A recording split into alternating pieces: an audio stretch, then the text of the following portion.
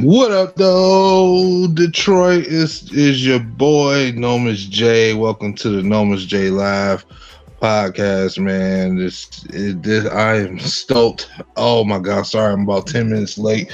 Oh man. Happy Victory Monday. But no, scratch that. Happy Victory Week. We just got done celebrating. I said celebrating, witnessing an epic game last night, man. Sunday night football. Lions go out there and actually take care of business in Green Bay. Maybe y'all didn't hear me good, man. The Lions actually took care of business in Lambeau Field with something. Well, it wasn't quite something on the line. Obviously, Baker Mayfield choked and couldn't get the job done. What up, though, Blue and Silver Phantom? I appreciate you coming in. 0-16, I see you in the chat. Hope you're still there. 9-8. Oh my God, y'all, we got something to talk. Hey, man, first off, before we even really get started, make sure y'all share the stream on all your social media platforms and get all you guys in here. Let's have some fun, man, because I'm stoked. There's a lot of stuff I'm listening to, podcasts and other people, man. Nobody's talking about certain things that should be talked about, man. And, you know what I'm saying? And I want to make sure a lot of people in here so we can get to it. I had streamed last week when they would get quite going because, I was kind of sick and then too, wasn't going to be able to make it a long one. But boy, we about to have some fun.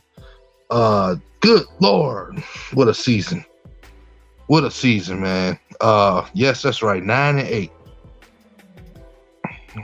9-8, man. What up, dog? Again, Blue, Silver, and Phantom.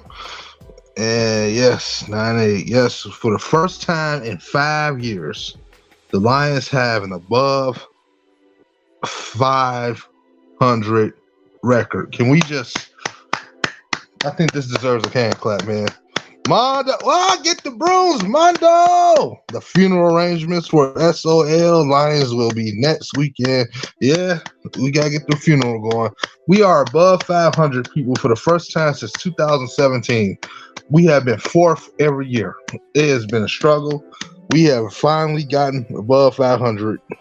That deserves a clap. What's good, Mondo? What else can I say? Oh, we gotta clap again. The Lions, although I'm not a guy for second place that often, but I don't care. We've been fourth place, bro. We are now second place in the North. We knew Minnesota was probably gonna be the team to make the playoffs this year and be number one. We had a feeling. Should have probably been us. Who knows? A session Lions fans up in here, Rochester Hills, Michigan. What's good? Justin made a rapper. What's good, man? Glad you can make it. But we got clap to that. Another thing people are not talking about, Go Lions win us the Super Bowl before the day I die. Yeah. Also, another thing we got to clap our hands to, y'all.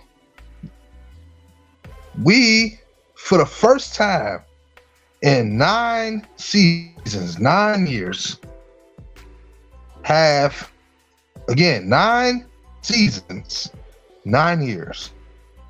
For the first time, we finally can say that we have a 1,000 yard rusher in Jamal Williams. Clap your hands again for that one. We finally got a 1,000-yard rusher. Oh my God. It literally been almost 10 years since we had a 1,000-yard. That was Reggie Bush, a 2013 season.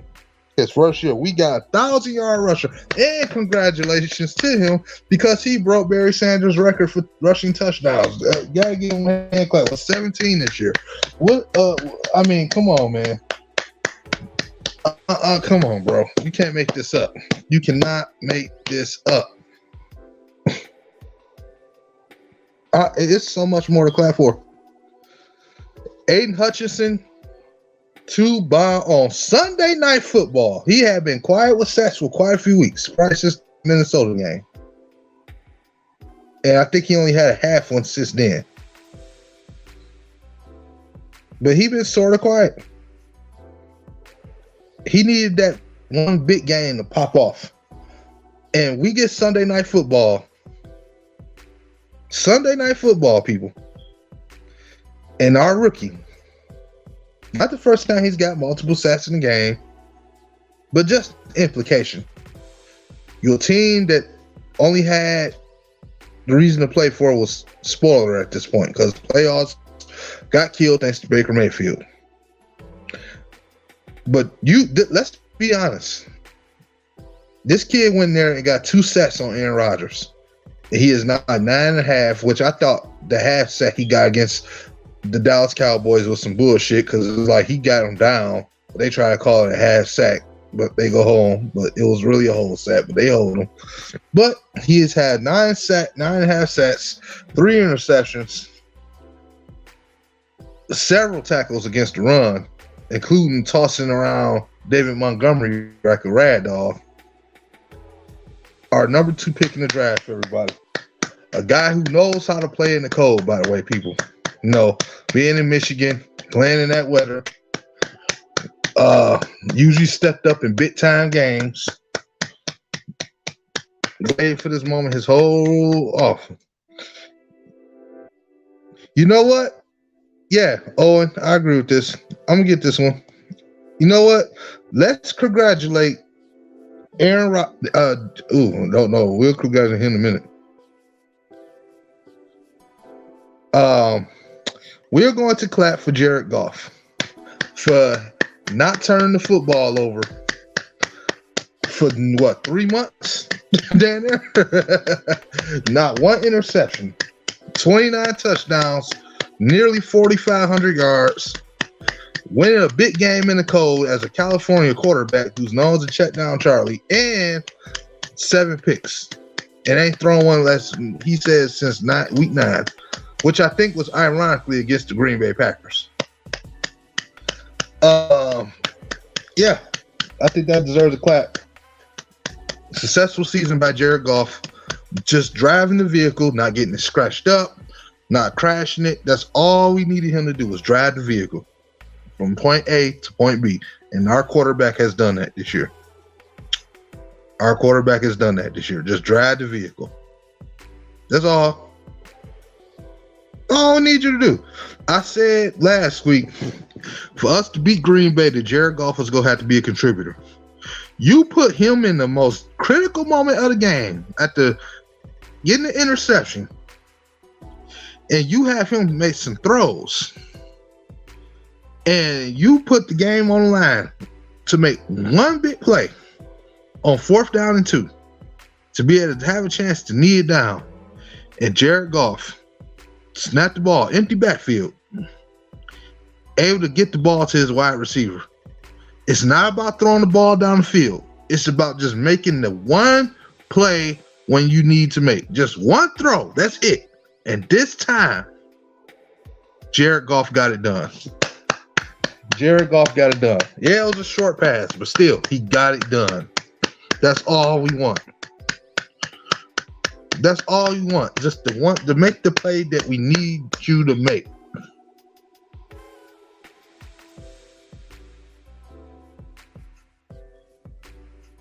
Yeah. I feel you, Ray. I know. But Jared Goff was, he was drafted out of hot weather, and then, he played for a hot weather team. So at least those guys went to cold college teams. He drafted out of a hot weather school and then went to a hot weather school. So team. So yeah, happy belated, Justin. Yeah, that's right. NFL teams. Yep. Happy belated birthday, man. Oh man, it's so much. Listen, y'all gotta understand something. It's not like this was just some win, like Lions had 5 wins and Green Bay had 6 wins or something, and we sweep them. No, it was literally winning in for Green Bay. People don't take that game seriously. No, they were supposed to try to make the playoffs. Even though Seattle won, Green Bay's wins, they were in. We stopped them from doing that. We held them to 16 points. We kept them off the playoffs and moved a higher seed in the North. We are 5-1 in the division. Should be 6-0. A top 5 offensive line in the league.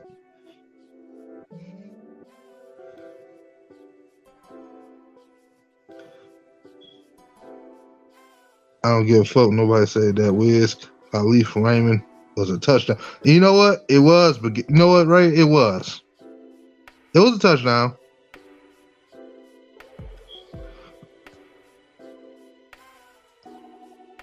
That's what's up, Justin. Happy belated birthday, homie. You know what? You're right, though, Ray. It was. But the thing is, Ray, at this point, the Lions didn't let it get to them. They, no matter what hole they dug themselves into and what the NFL tried to dig them into, they said, fuck that. Give me your cookies. And they took them. Boy, Jamal Williams, he got Celebration of the Year, too.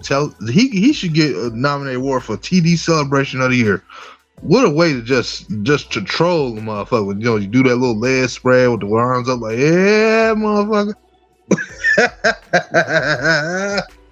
Oh, my God. We got a running game. We got a young defense in development. Y'all don't understand what that win meant to me so much. I was at work most of yesterday because I worked the afternoon shift, and I was going through it emotionally. I thought I had to work today. I found out that not only that we won, that I was off. My energy went from 0 to 100, and I was keeping up with the game most of the time, and it was so much going on. Like, I'm sorry, maybe I'm biased, but this was one of the best Sunday night football games of all year. I don't think I saw a more entertaining game. Maybe I'm a little biased, but I believe this is the best Sunday night football game of the year. This has to be. This has to be Sunday. You cannot tell me that some of these other crappy games was better. Not gonna tell me Kansas City versus, the Tennessee Titans was better. You're not going to tell me these last couple games, weeks that they had Sunday night football was better. No, you're not going to tell me that. This had everything on it. A team trying to get to the final spot in the playoffs, while another team trying to recruit that they arriving.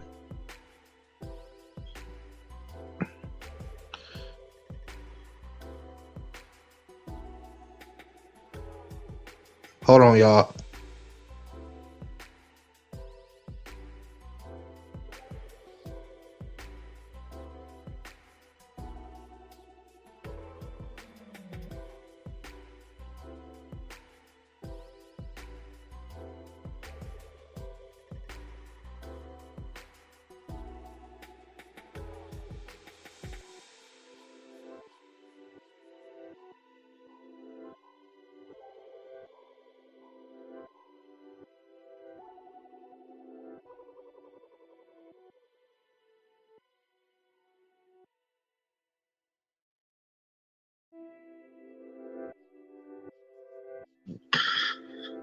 Sorry about that, y'all. So quick note, my pops is in the hospital right now.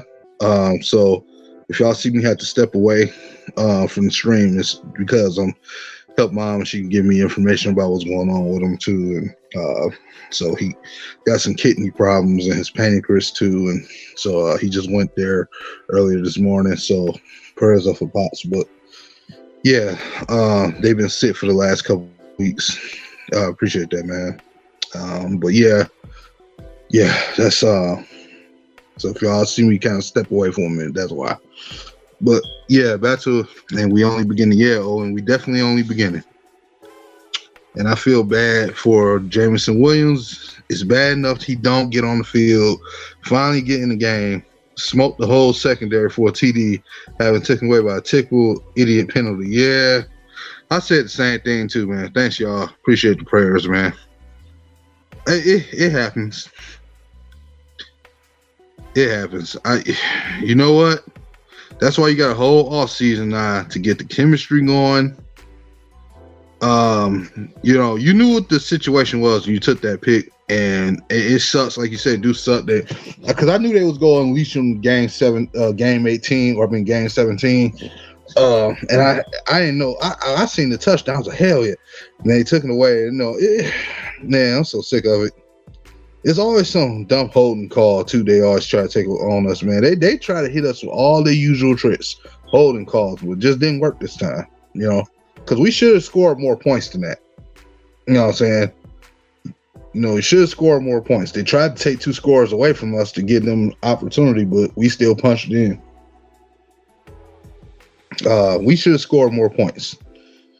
But, this is a situation I damn sure don't care. Last game of the season, just win the damn game.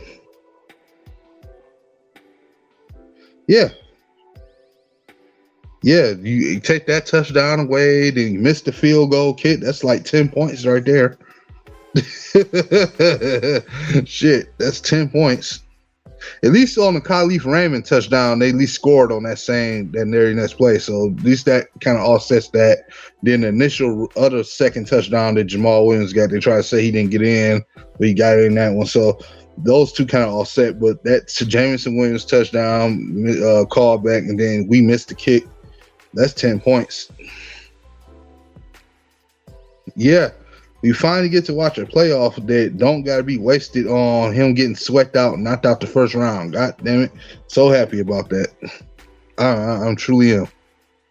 Oh, boy. We got some stuff to talk about as far as in the future of this team. Oh, God, man.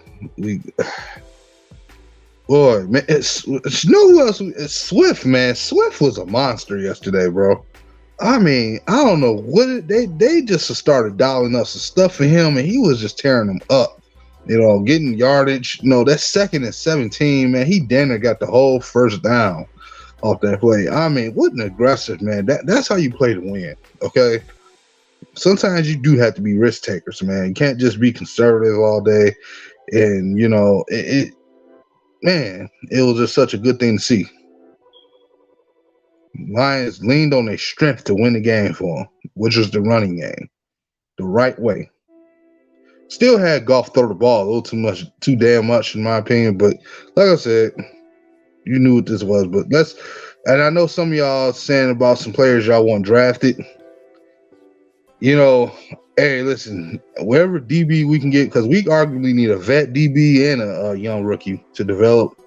And we also still need a big-time linebacker in this draft. We do. My 2 linebackers are definitely, off the top of my head, are definitely Noah Sewell and Jack Campbell.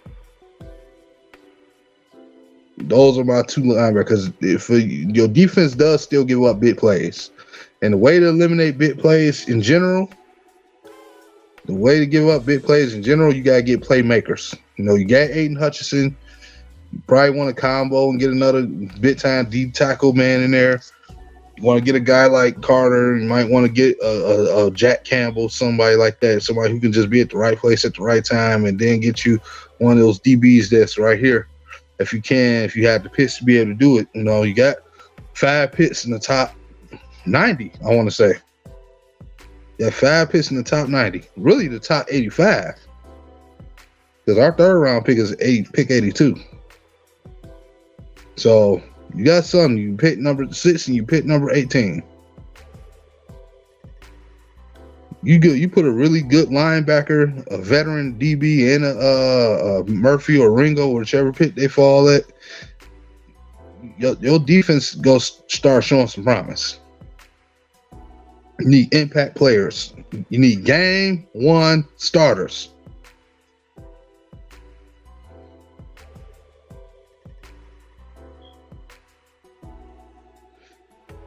Well, I ain't gonna say I trust Brad Holmes yet. I still gotta see more before I put trust in anybody, because I don't particularly trust anyone.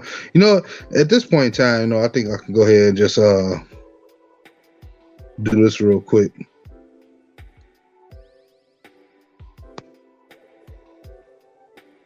Because this is fun, man. I'm stoked. I am stoked, man. Y'all just don't get it.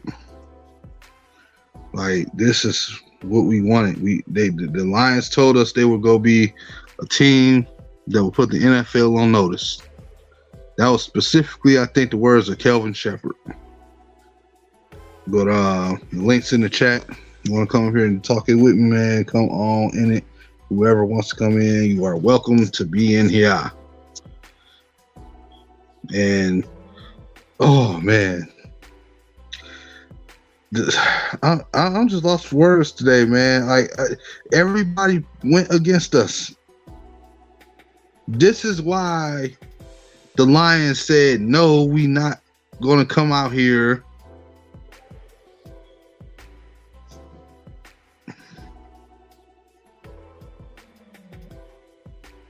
This is why they said we're not going to come out here and Michigan ruined my New Year, but the Lions gave me a great birthday. Yeah, happy birthday! Yeah, happy birthday again to Justin. To Mondo, y'all. Happy related birthday again, man. I seen the video, but your boy was sadly at work.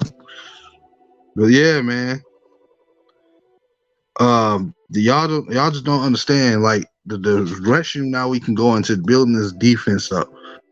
And now getting things in order, man. We getting Tracy Walker back next year. If you might be able to move on from Michael Brockers now, and clear up that cap. And you now get to go in there and re-sign some players. You probably got to bring Buzz back. More like you got to bring the Comish one back. Deshaun Elliott probably got to come back. You know what I'm saying? That's the whole key to some of the stuff, man. You want to bring your veterans back in, man, and get keep that chemistry there. On defense, that communication is key, bro. Now with these players,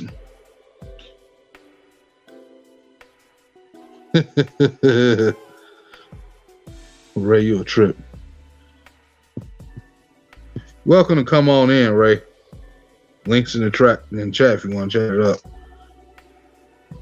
Again, man, if y'all on y'all social media platforms, tweet this stream out. Aleem McNeil. Yes, Aleem McNeil, man. Bob. And y'all know it. I know Kirby Joseph got the interception on Aaron Rodgers yesterday, but you kind of have to give a little bit of that credit to Alex Anzalone too. Because he was the one that ramped up and knocked the hell out of Rodgers as he was throwing the damn ball. We got Ray in the building, y'all. What's up, Mondo? Yeah, what's going on? Not much. Just giving Alex Anzalone some credit on that interception because it was him that ramped up and smacked the shit out of Rodgers unless he was just throwing the damn ball. I respect a lot of people's knowledge and whatever on the game or whatever. I'm at this point, I don't give a fuck what who got to say about Alex Anzalone. I don't care if I hold you in the highest regards. I don't even want to hear it. Dude's a good player, man. Period. Yeah, he is. He is a good player. Dude, he got a yeah, he's one of the head communicators, man. He want to help get them in the right the front seven in the right positions to be in. That's why I say it makes more sense just to go ahead and build your linebacker core out the draft because, they'll be able to get to come in there and learn from what he's able to give them and help them get in the right spot so they can be the playmakers they are. Right. Sometimes it start off like that. You got to go to where your is trending. What this means is, that Alex Anzalone is like one of those players like how the Lions will have somebody we thought was trash and get rid of and they go be better elsewhere. He is one of those guys for us that we got from another team that wasn't valued as much, and now he's able to make a name sort of for himself here. And that's what the situation.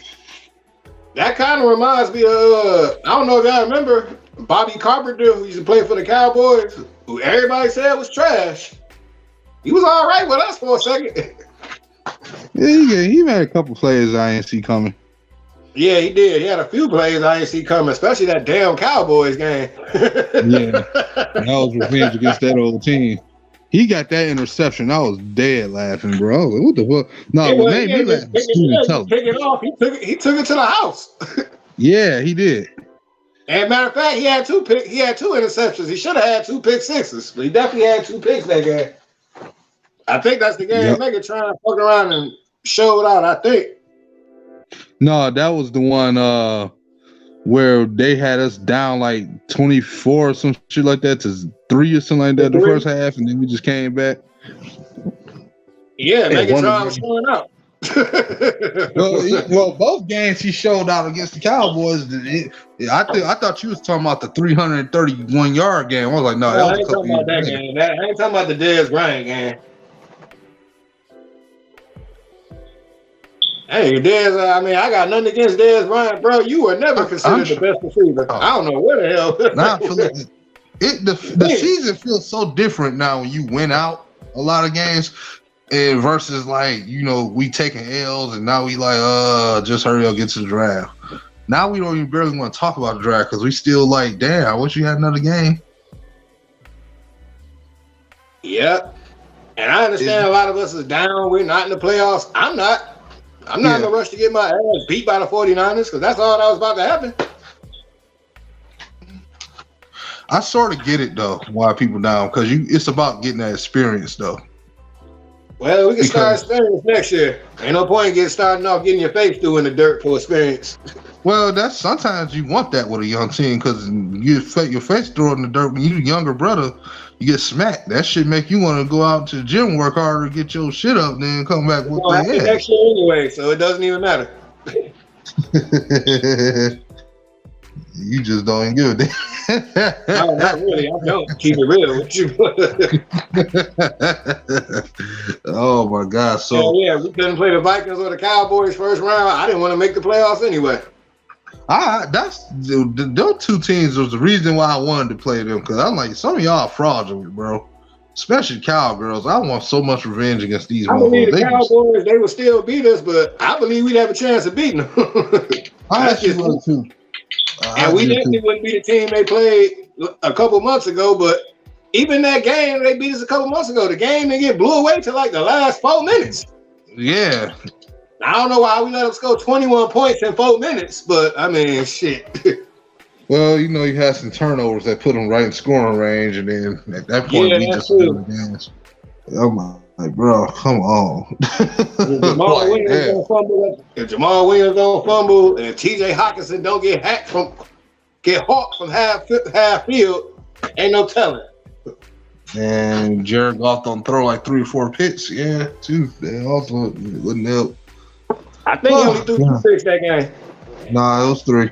No, he threw 3. Yeah. Jamal Williams. I know he didn't throw too many after that. Yeah, it was like that last pick I think he thrown was the Green Bay game, ironically. What, the game we won? Yeah. I remember him throwing a pick in that game. Yeah, it was Alexander that picked him off. Oh, Jair Alexander. The only one that was running after J-Mo when he scored. But the only one that tried, them niggas gave up. I would have cussed them motherfuckers out if I was Jair. Hey, look. All right, welcome to the stream, David Brittany. I'm sorry. I'm from Detroit, but now live in South Carolina. This year with Dan Campbell, people down here are starting to become Detroit Lions fans in South Carolina. Hey, that's what's up. Appreciate that. I don't know, man. I don't know if I want them as fans, but they might run when it start getting bad again. I don't know. Well, let's just hope it don't get bad again. I don't think it's gonna get bad, but we're gonna have some rough times still. Yeah. Well, welcome to the stream. Glad you came to stop by though, man. How you doing today? Hope all is good with you. Celebrating this victory. I don't want to say victory Monday. I want to say victory week. That's what I'm going to call this. It's definitely victory Monday. I gotta do my victory Monday when I gotta do my victory Monday when I get off here. Let me tell you, speaking of victory, early, but you know, shit, I was still soaking it in. Yeah.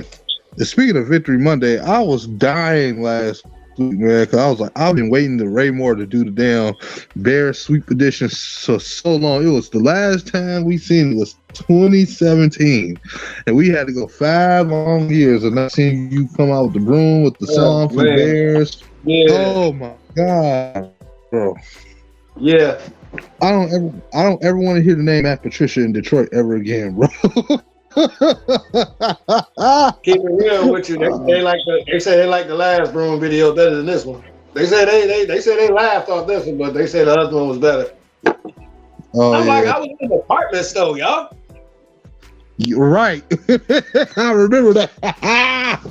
In the department store, man. Oh god. My auntie came in the comments, come out, put them brooms down.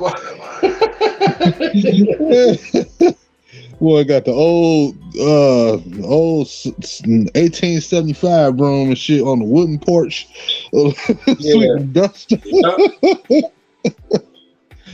I tell you what, though, that shit getting a lot of views on Facebook.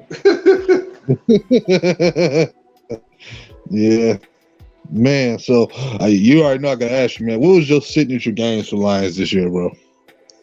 What was my what signature game? Yes. Yeah, your signature wins we had this year. Oh shit, my signature wins was sweeping the Packers and the Bears. You know, I said the same shit.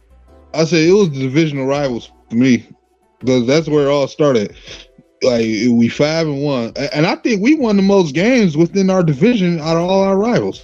Like, I think we beat more of our divisional rivals than our rivals beat anybody else in our division. Like, I think we 5-1. I think Minnesota might be like 4-2.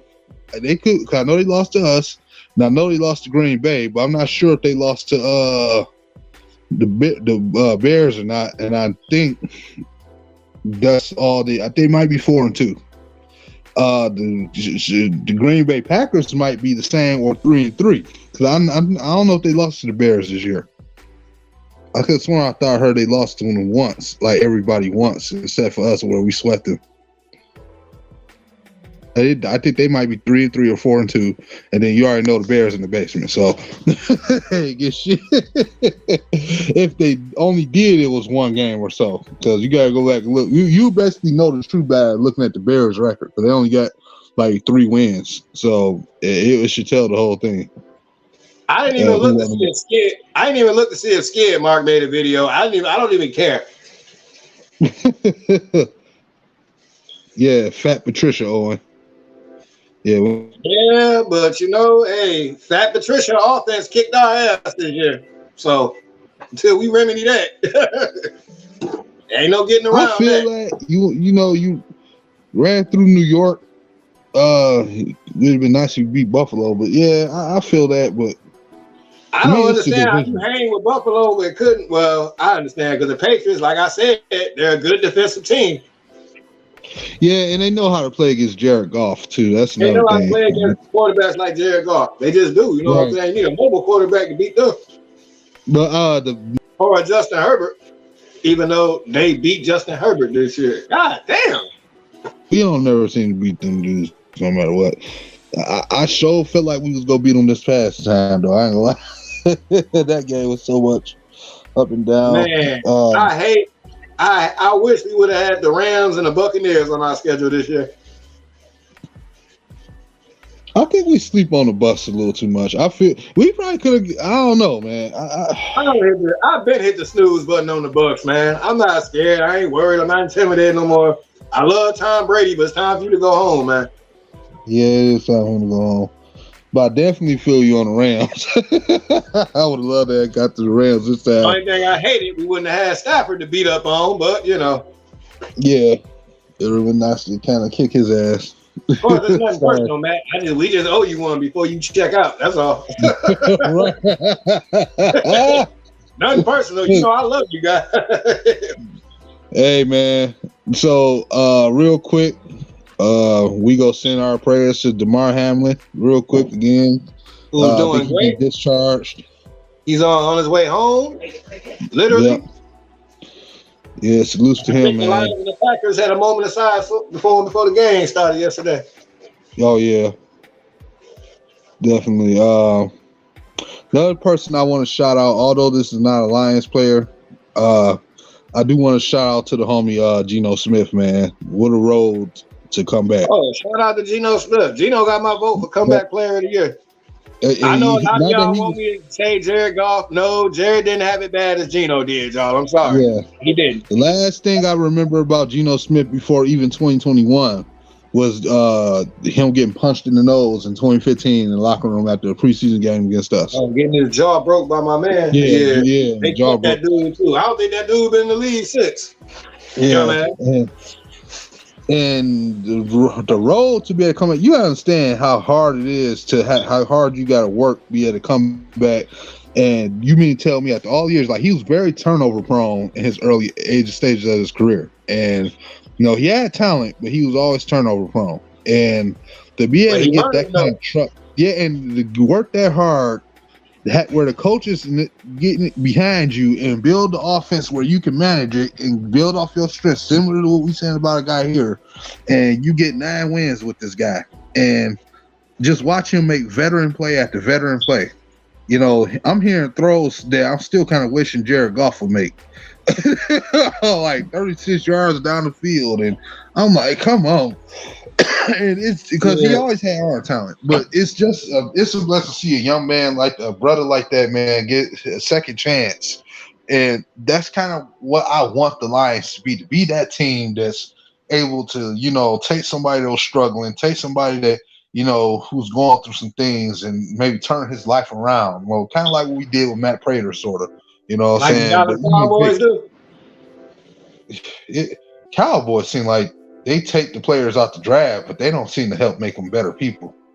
It's the free agents who they sign that go through shit who they help make better people. It's not. They just had somebody last year. I forget. He used to play with somebody. He was a good player. He actually played good for the Cowboys for the first part of the year. I forget. Are you talking about that pass rusher? From the 49ers, yep. Oh, you talking about Alden something? I can't think of his name. Alden Smith. Alden Smith, yeah. No. And seeing how yesterday, we knew Aaron Rodgers he probably was gonna retire with the torch, knowing him. No, we'll take that.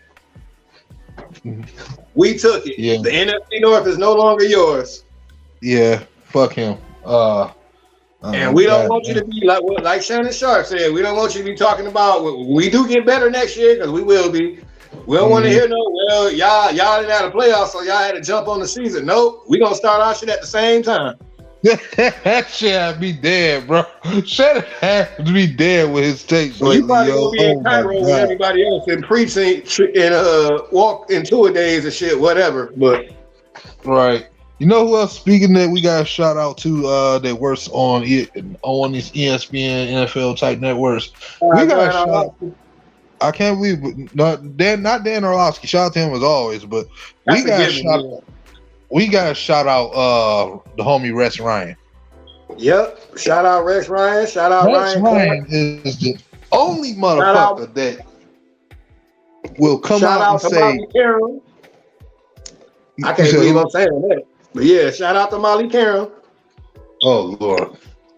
Molly Caron said on First Take Friday when they were like, they were like, honestly, do we really want to see the Lions? She like, I want to see the Lions. He like, you want to see the Lions over Aaron Rodgers? Yes, Stephen A. I've seen Aaron Rodgers the past decade. It's a party in this. Oh, it's a party in this motherfucker. It's a party in there. It's a party. Yeah.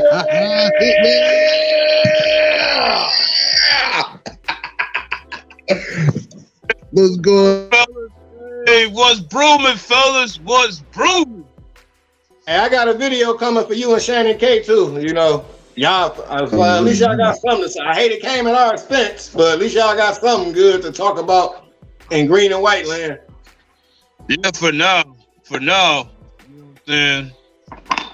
Even though we got to pledge y'all spot next month, but I'm gonna take it for now. Yeah, well, y'all got a tougher schedule before y'all get to us. 2 teams, I think, but.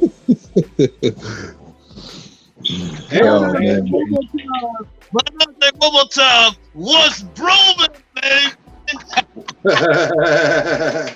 Shout I out ain't to even Daniel. look to see if your boy Skid Mark made a video. I don't even care. You know, I don't even care if he did make one. Man.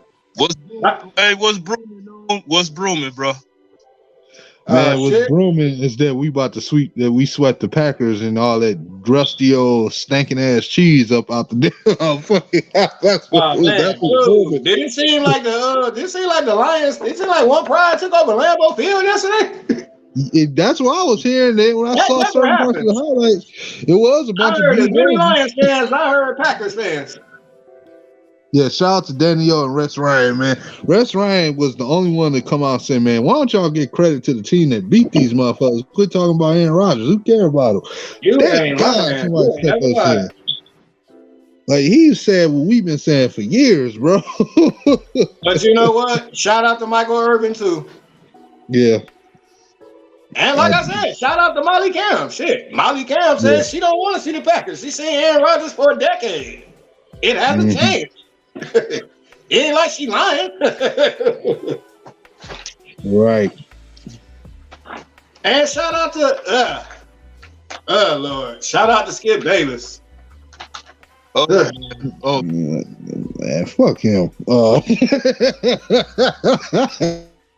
that. Lord. I mean, but I gotta keep it real though, y'all. As far as that DeMar Hamlin shit, I don't think Skip Bayless said nothing wrong. It was just the timing of what he said. Yeah. He didn't disrespect that man. I mean, his the comments he said, they could have waited to the next day. Absolutely. I will give you that. But no, I'm not gonna jump out the window like everybody else. All this shit show, it ain't just black people. It's a lot. It's everybody, man. Everybody likes to go with feelings and emotion as opposed to using logic. Yeah. That's just what it is. I don't care. You know, you call me a coon or say whatever. All right, whatever. So our rookies.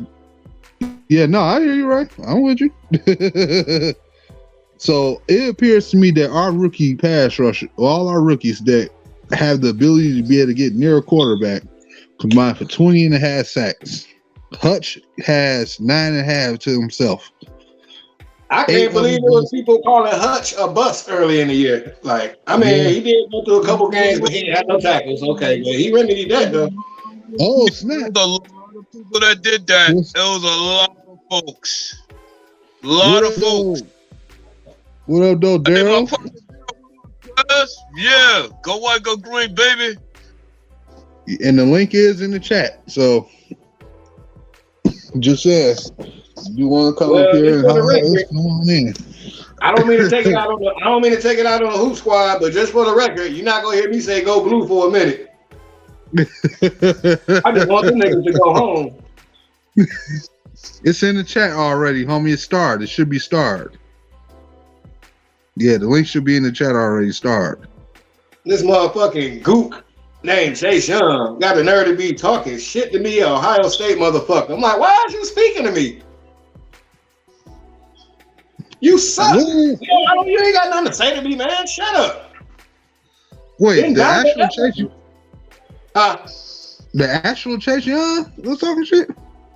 No, man. It's an Asian dude who calls it. I think his name is Chase Young, to be honest, but. I'm like, man, don't you got some dim sum burning or something, man? Get the fuck out of my face, bro. I ain't got nothing to say to you. He like, why you gotta be all offensive, man? Your team is offensive. Fuck out of here. And nigga talking about this, he said, and your Lions gonna choke. I'm like, no, that would be your mother. But anyway.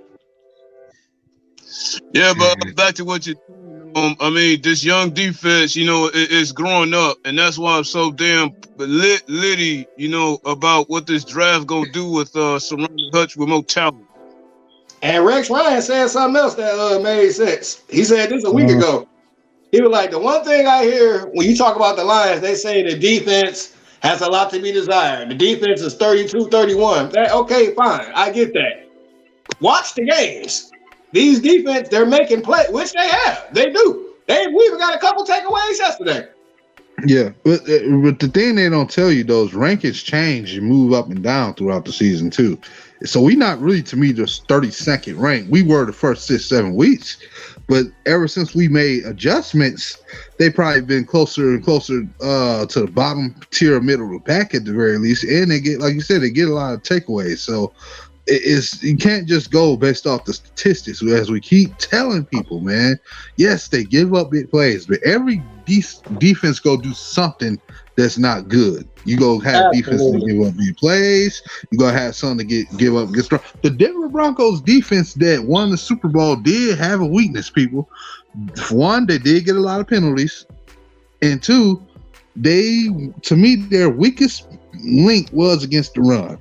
They were good at getting interceptions, forcing fumbles, getting sacks. They were a little bit weak against the run, and it kept kind of showing for years afterwards. The Denver Broncos defense this year is a playoff caliber defense. You know what their weakness is? Russell Wilson. That's the weakness on the. Yeah. But then to add to what you just said, you can't forget about Isaiah Bugg and Lee McNeil putting it down against the run last night. I haven't heard much from Aaron Jones at all last night, except for a couple of runs. Man, they had him looking like a chew toy. What's up, Marvin Tolbert? Welcome to the stream. They destroyed Aaron Jones twice this year. You notice that the Lions got revenge on all their worst enemies they've been killing us last year this year. Dalvin Cook got hurt in the first game. He was killing us at first, but he got hurt on the play and fumbled. But we should just came away with that win. Yeah, we was trash. We his ass down to 30 yards, bro. We was trash then though, because ain't no way in hell you shut down we made Justin Jefferson irrelevant. It's like he didn't even play. And Dalvin Cook got hurt, left the game, and you still couldn't win. Right. But you know the difference is too, though. Also,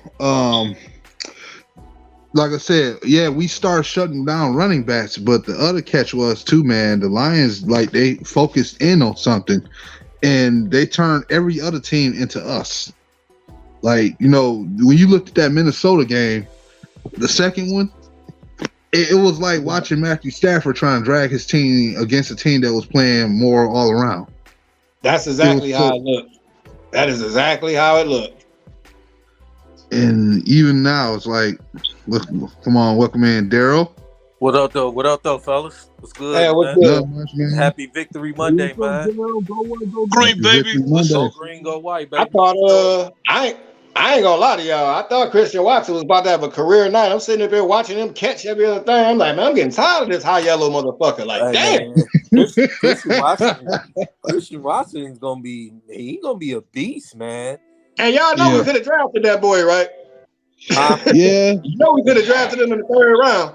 Could have, but no, second round. we could. Second round, yeah, second round. I didn't know he was this good. I ain't gonna lie, shit. Well, the Lions, they good with the receivers, guys. We good on the receivers, man. I don't even think we need to. I like every receiver we got. I ain't gonna lie. I like everybody from Amon Ra to Zylstra. Hold on. Let me respond to this. Hold on. Now, Marvin Tolbert, I feel where you're coming from, but I can't really say he made a mistake. The only reason why they traded T.J. Hawkinson because they didn't want to pay him. I don't think it was a question of that's all that was. Yeah, nothing like that. It had nothing to do like he was holding the offense back or all the stuff they done with the tight ends. They could have did with him here. They just didn't want to commit to him because they didn't want to pay him. It's just that simple. He's more. It's good to see we ain't missing a beat though on the tight end spot. No, and see, Hawkinson is more of a receiving tight end than a block tight end. And he don't even like the block. Good at blocking, so. And he injury prone. That was my gripe with him. Yeah, that's true. True too. You know what? I gotta raise my hand up because one of those people that was pissed at first, but then progressing throughout the season, I thought Brock Wright, stepped in and did a good job. So I gotta eat crow on that. So I'll raise my hand on. No, real quick, Marvin. I feel you, Marvin. I feel that one. I feel that one, Marvin. Yeah, it did kind of give off that vibe too. Yeah, you're right. I might have overjudged you on that one. My bad. It did give off a vibe though, like they was kind of like saying "fuck it" when they like, because you trade away your best player. And it's like, yo, we need our weapons. We got like injuries on offense. Okay, and then they just proved that they had a game plan. So yeah, from that record, yeah, I feel you on that one, Marlon. You definitely 100% right. And you know what? You know what we said about remember when I said, it already take J-Mo a minute to get on the field. He finally get on the field, make a play, and get it took away because of some bonehead penalty. Yeah. We've been hard on Julian Owarie, right? Julian Owarie, he played all right yesterday. I hate the interception got took away. He was mad as a motherfucker. Again, another bonehead penalty. I believe you will work on that. What's up, Noble? Oh, okay, that's him. Okay, what up, though? No, that's Noble Sports. Good, homie. That's it. Yeah, Raw Detroit. Right there. Oh, okay. What's good, Noble? Welcome, TA. It was good to see you, bro. Yeah, man. Detroit, what's good? I gotta say, they just got through the odds, man. I'm just saying we got a lot of weapons without high. Yeah, we do. Yeah, no, I get you. No, I get you, Marvin. Like I said, we on the same page. I understood. We all on the same page. I didn't want to see him go, but I understood. Yeah, we prejudged your comment earlier. We should have waited for a second and asked you what you meant by that. Yeah. But thinking of it, the combo of Brock and Zylstra, I'm starting to like that combo much better than just one guy. Use the tight end more like James. I need to see more targets next year going to James Mitchell. He has a lot of talent. He does. He's more very athletic. He got to learn how to stop blocking like a goddamn savage. But yeah, yeah, he do. I don't know what deal with this dude, man. Like, damn, this is the third or fourth time you done got that type of penalty, bro. You don't know how to block without slamming nobody, man. Yeah. Well, that's why the off season is so pivotal. You know what I'm saying, for him to work on that stuff. Yeah, learn how to block that. I want to see everybody get destructive on the blocking this. I remember that was almost flashback of Jared Davis rookie year where he suplexed my boy that played for the Cardinals and shit. I'm looking like, dude, what the fuck are you doing? Oh man, we just up here chilling, man. Having a little podcast about the game and stuff. Glad you can make it. Now I said the same thing, Ray, though, about Rodrigo game one when he flipped that offensive lineman. Because I was like, this is so Jason Kelce, yeah. Oh, I did not see that coming. Like, damn. But I got Jason Kelce, though. Shit, he's a 12-year veteran. He bounced right back up, though, after he got tossed. I'm like, okay. Salute. So I gotta get this out right quick, man, before we get back to the Lions, man. What is your favorite matchup for this wild card weekend? None of them. I don't care about none of these motherfuckers. Okay. What's up? You know what? I gotta say, I'm just gonna say for the record, Jags and Chargers. You got two. You got a number one overall pick, and then you got Justin Herbert battling. Right. Oh. I got the Cowboys over the Bucks, though. I'll tell you that. We know the Bucks gonna destroy the Cowboys. I wish I could be sure of that. I don't know. But that Jacksonville, and it's interesting. That Jacksonville. That's the reason I picked that one, because you got Herbert going up against Lawrence. Yeah. Now the Chargers, they should win, but I don't know. I can't even pencil them in for a dub. The Jacksonville. Jacksonville playing the Chargers. The Jaguars, they remind me of us. I think we mirror teams. Yeah. But Jacksonville got a better defense. They do have a better defense. They do. I don't know where it was when we played them, but that is true. I don't know where it was when we played them. I'm glad they took the day off. So what do y'all think the Lions need to do for this offseason coming up? I would draft a safety and a linebacker first. Well, probably a corner and a linebacker first. I ain't gonna lie. I definitely agree with that. It's pretty simple for me. Build around Hutch. You know, just like what Ray said.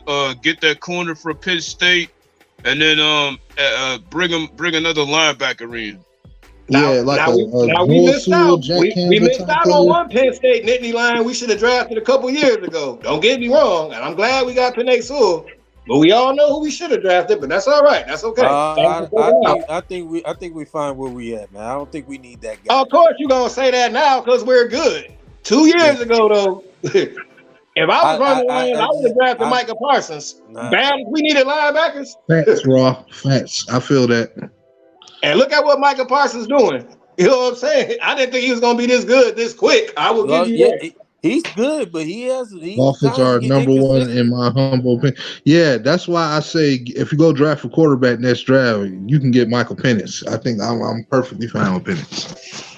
Hey man, long as the quarterback you draft name ain't CJ Stroud, I'm good. I heard the rumors that the Bears talking about they might go for CJ Stroud. I'm like, why would you want to do that? You got Justin Fields. They lying, bro. Everybody know the Bears going defense. They too stupid to go offensive. Right. My issue with Penix is that he's healthy. You know what I'm saying? That's why he got transferred from Indiana to Washington because of Right. Hey, speaking of Washington, I'm talking about the Commanders. Who the fuck is Alfred Howe? A third string, fourth string quarterback. This dude whipped the Cowboys first stringers ass yesterday. Like, who is this dude? What the fuck? They are the Cowboys. Like, are you serious? I can give Dallas a pass if they would have had their reserves in, but I don't even know this dude ain't never played all year until yesterday. Yeah. They the Cowboys. The Cowboys do cowboy things, and that's why 26-6. I don't think Jalen Ramsey go leave LA. Nah. I think if he does leave LA, it's gonna be for another Super Bowl team. I don't think it's gonna be us. Yeah. Nah. Right. He'll probably even go to Kansas City or something. Shout out to Jalen Ramsey. I don't know what they talking about. That man held DK Metcalf in check yesterday. I don't know what game people was watching. But Jalen Ramsey, to me, I think he kind of, I'm not gonna say he fell off, but he kind of slowed down. He's not like what he used to be. I mean, he's 31 years old now. Of course, he ain't what he used to be. Y'all forget sometimes corners have. It's like, man, come on. Sometimes y'all got to remember too. Sometimes corners are very similar to running backs. Like their lifespan, depending on certain scenarios, can be a little bit longer than a running back. But they start like you notice Minnesota got somebody that everybody named Mom supposed to been scared of for damn near a decade. And what's his name? Y'all know it's Arizona Cardinal. Mm-hmm. Yeah. He's so plain. Jared Goff throwing over. You talking about Patrick Peterson? He's still playing? Yeah, Mr. Minnesota. He had to stay in the game. I want to slate back with these guys. That was Marvin. That was Patricia did that. That was Matt Patricia. You took the words out my mouth, bro. That was a Matt Patricia. Yeah, Darius Slay is probably the best corner in the game right now. And it's same with Diggs, with Quadre Diggs. If Quadre Diggs would have still been a Lion, what it would for Matt? That was Patricia. Yeah, but I think Max Duggan, he gonna go in the first round, late first round. As far as Max Duggan, I think he go late first. And he say, imagine if we had Slay and Diggs with this team. I can imagine now, and that's cool. I'm glad you said that.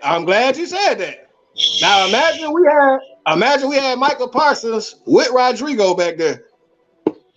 You know what? That means we would have had to take the trade from the Panthers if that was true, and get the trade with the Rams was still gonna go down either way. That was still happening. I mean, you basically saying not taking Sewell. You saying basically not take Sewell. I would have took Micah Parsons. Absolutely. I'm glad we got Penei Sewell. He's gonna be a Pro Bowler, and he's a dog. Don't be surprised if this brother on our team next year. That's what I was saying. Would not be surprised. And we got 2 sets of brothers. I don't know. I don't think we're gonna have none of the Uck Warriors next year. I would love to have Romeo. I would love to retain him. Julian, you got to get healthy. But you played good yesterday. For the most part. I'm gonna give you your props. Ain't nobody else will. Max Duggan looked like a Cleveland Brown quarter. Come on, man. No, stop it.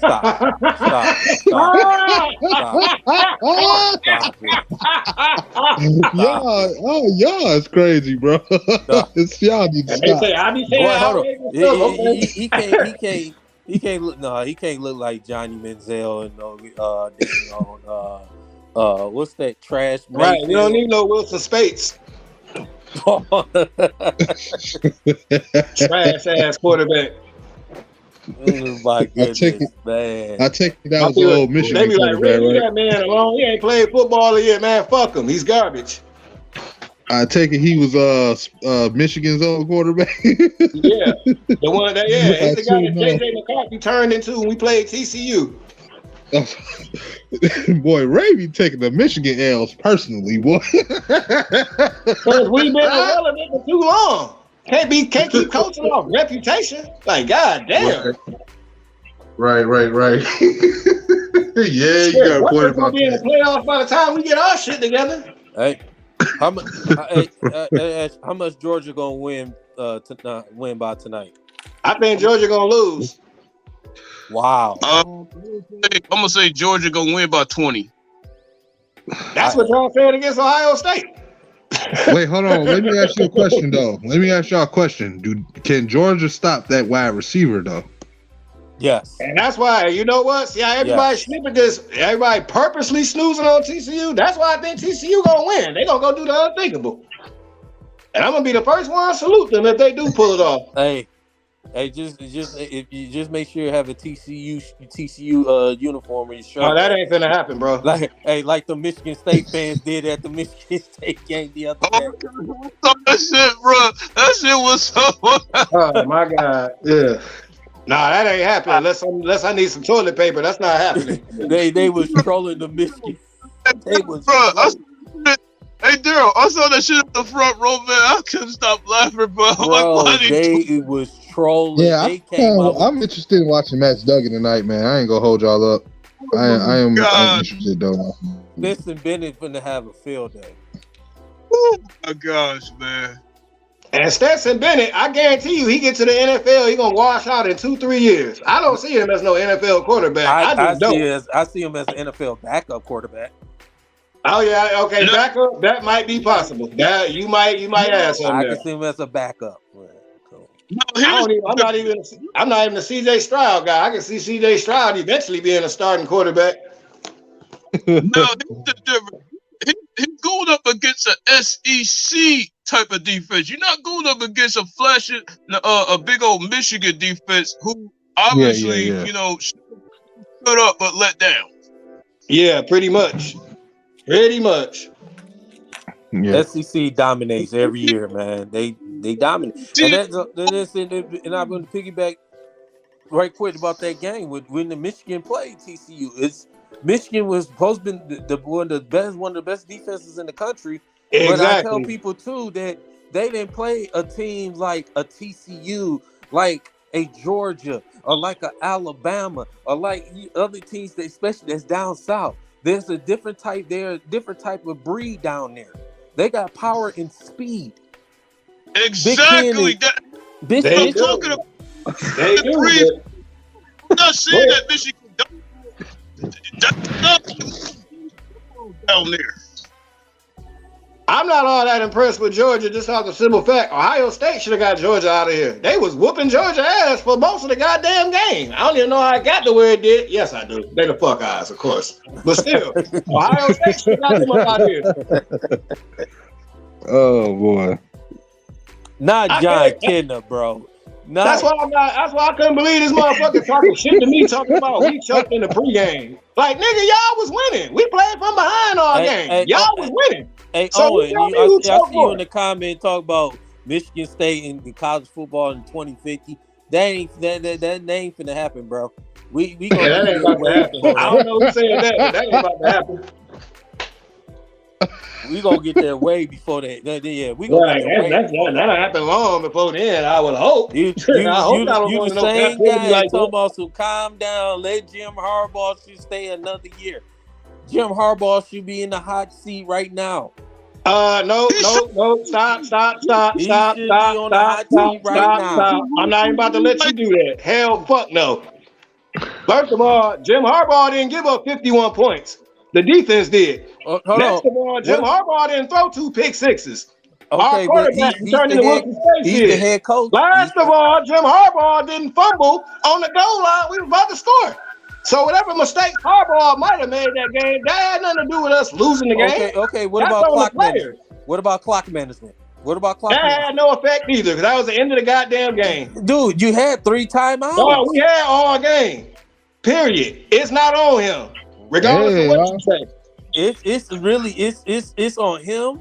That coaching No, staff. it's on them players. And no, it's on the players. I'm not even gonna blame the coaching staff. It's on the players. So when in the beginning, let me ask you this: in the beginning of the game, at the Edwards had that big run. Y'all got in the goal line, 4th and goal. Why did y'all go? If y'all gonna go, We should have took the point. We should have took the point because 4th and goal. At least come up with a better play. We've been successful in those situations before. Shit happens.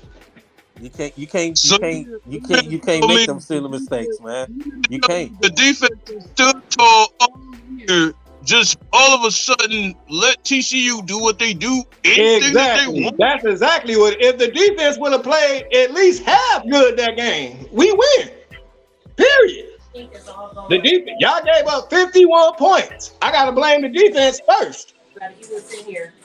Okay, well, then I gotta blame JJ McCarthy for turning the Wilson States on us. I'm not letting that go.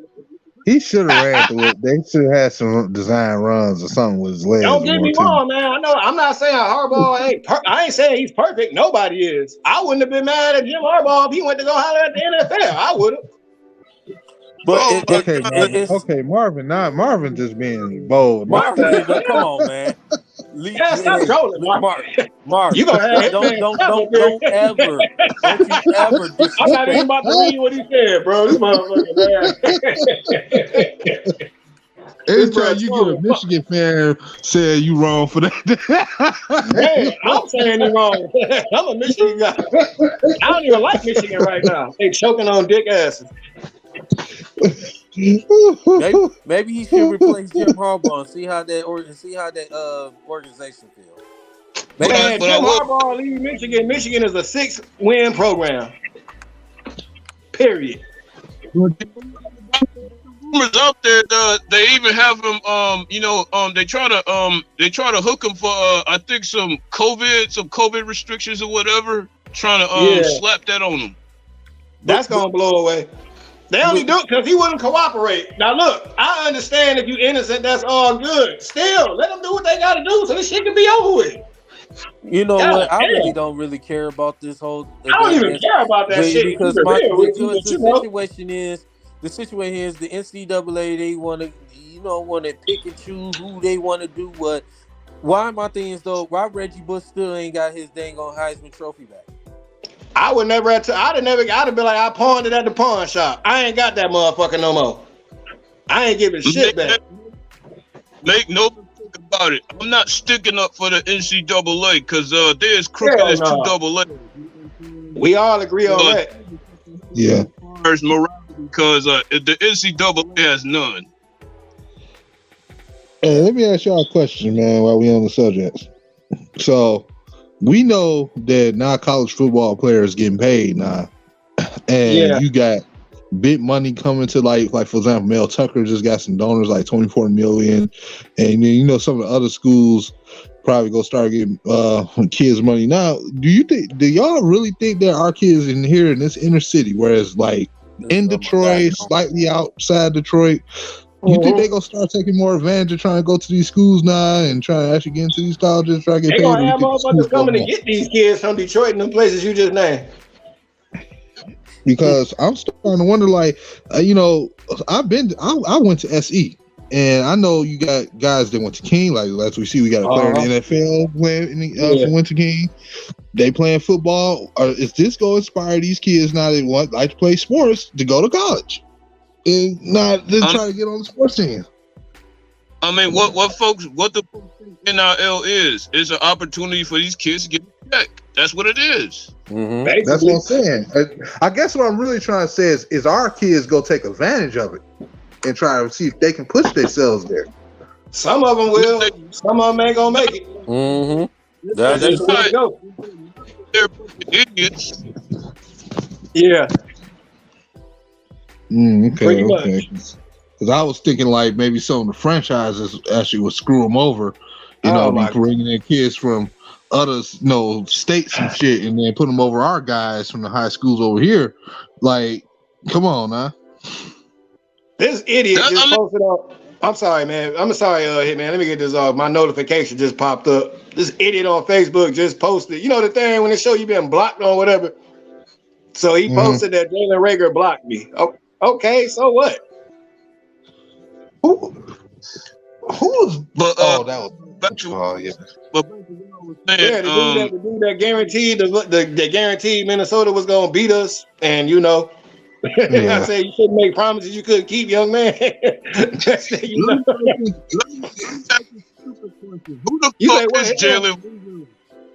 the fuck is Jalen Reagor, bro? Jalen Reagor, he was drafted by the Eagles a couple of years ago. I heard he run his mouth more than he produced. That's what I heard. Yeah, he was dropping passes. I'm gonna be honest. Listen, I'm outside of being a Lions fan. I'm an Eagles fan as well. I've been an Eagles fan. With that. I like the Eagles fan. I've been an Eagles fan for a long time. And my nephew's an Eagles fan. Yeah, and it's just for him when he got it was a waste of draft. Didn't draft him.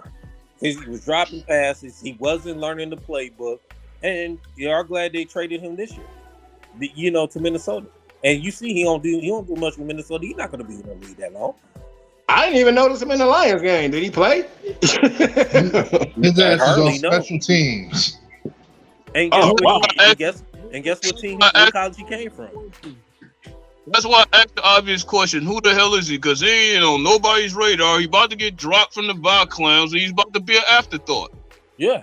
So why are you even talking? He came from TCU. Wow. They should be ashamed of him. They should really be ashamed of him. I know a lot of players came from TCU that can ball. I didn't think he went there. Mm-hmm.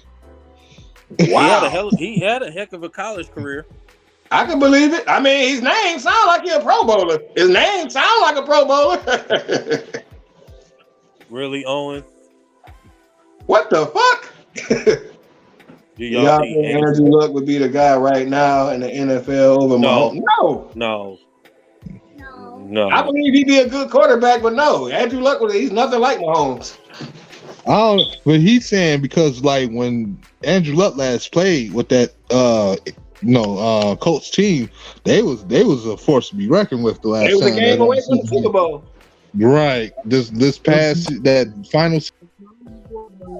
And see what I'm glad we got in the quarterbacks. This is another reason y'all just remind me of something where I get tired of the Aaron Rodgers shit. They talking about his lack of targets because he ain't got Devontae. Patrick Mahomes ain't got that other guy, that cheater. Patrick Mahomes ain't missing a fucking beat. Nope.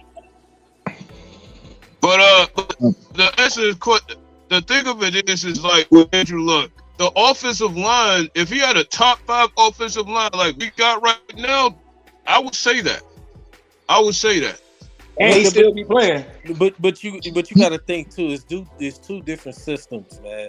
Like the Andy Reid system, man. It's two different systems with that. So I can't really go that far with that. If you put Andrew Luck in the Andy Reid's offensive system, possibly, maybe. But it all depends on the different the styles of play, man. Andrew Luck is more of a textbook quarterback. Yeah, that's about right. Well, I'm glad we beat him before he retired. He smoked us the first 2 times he played us. Well, actually, he ain't smoked us that second time. We walked on some fluke shit. The T.Y. Hilton screen. I was so pissed off at that. Like, wow. Oh yeah. This is what I say about. Stafford got him back at the second game. Yeah. This is what I say about the whole thing with why Mahomes is what he is right now. I'm not gonna take nothing away from Mahomes personally. I take nothing from him. Football wise, this is I what don't. people have to understand too about Kansas City. You have a coach that's been doing this for 20, then 30 years. 30 years, huh? You remember the last quarterback he had? Not Cunningham. Alex Smith and Sam Castle. No, not him. Oh, well, you know the you know who I'm talking about? Eagles, old school quarterback. Yeah, this ain't his first rodeo dealing with a guy who can throw a football down the field. So this offense, but Donovan Nabb, I mean, obviously we all know he wasn't as athletic as Patrick Mahomes is. No.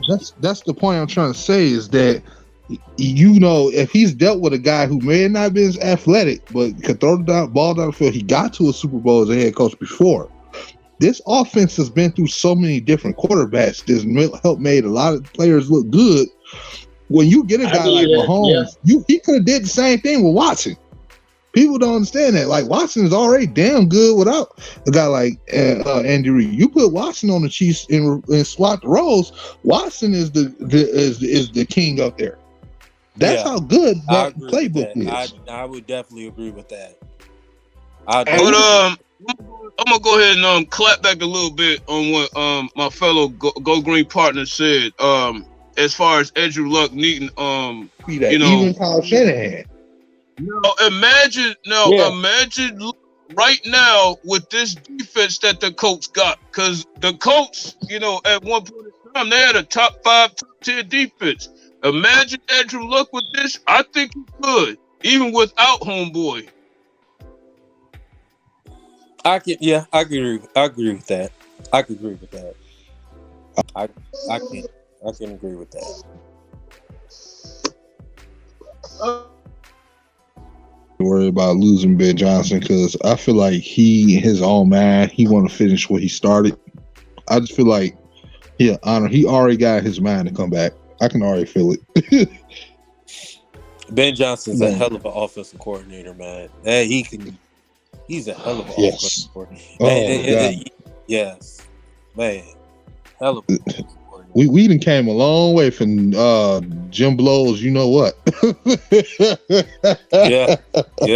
Oh my God, man. We had the most cha-cha slide offense I ever seen in my life. Just pass to the left, there, pass to the right, there, reverse. I'm like, what is this shit? You got people that didn't know football. Like, hey, they finna pass it to the right side. Like, how did you know that? Silly ass playbook, man.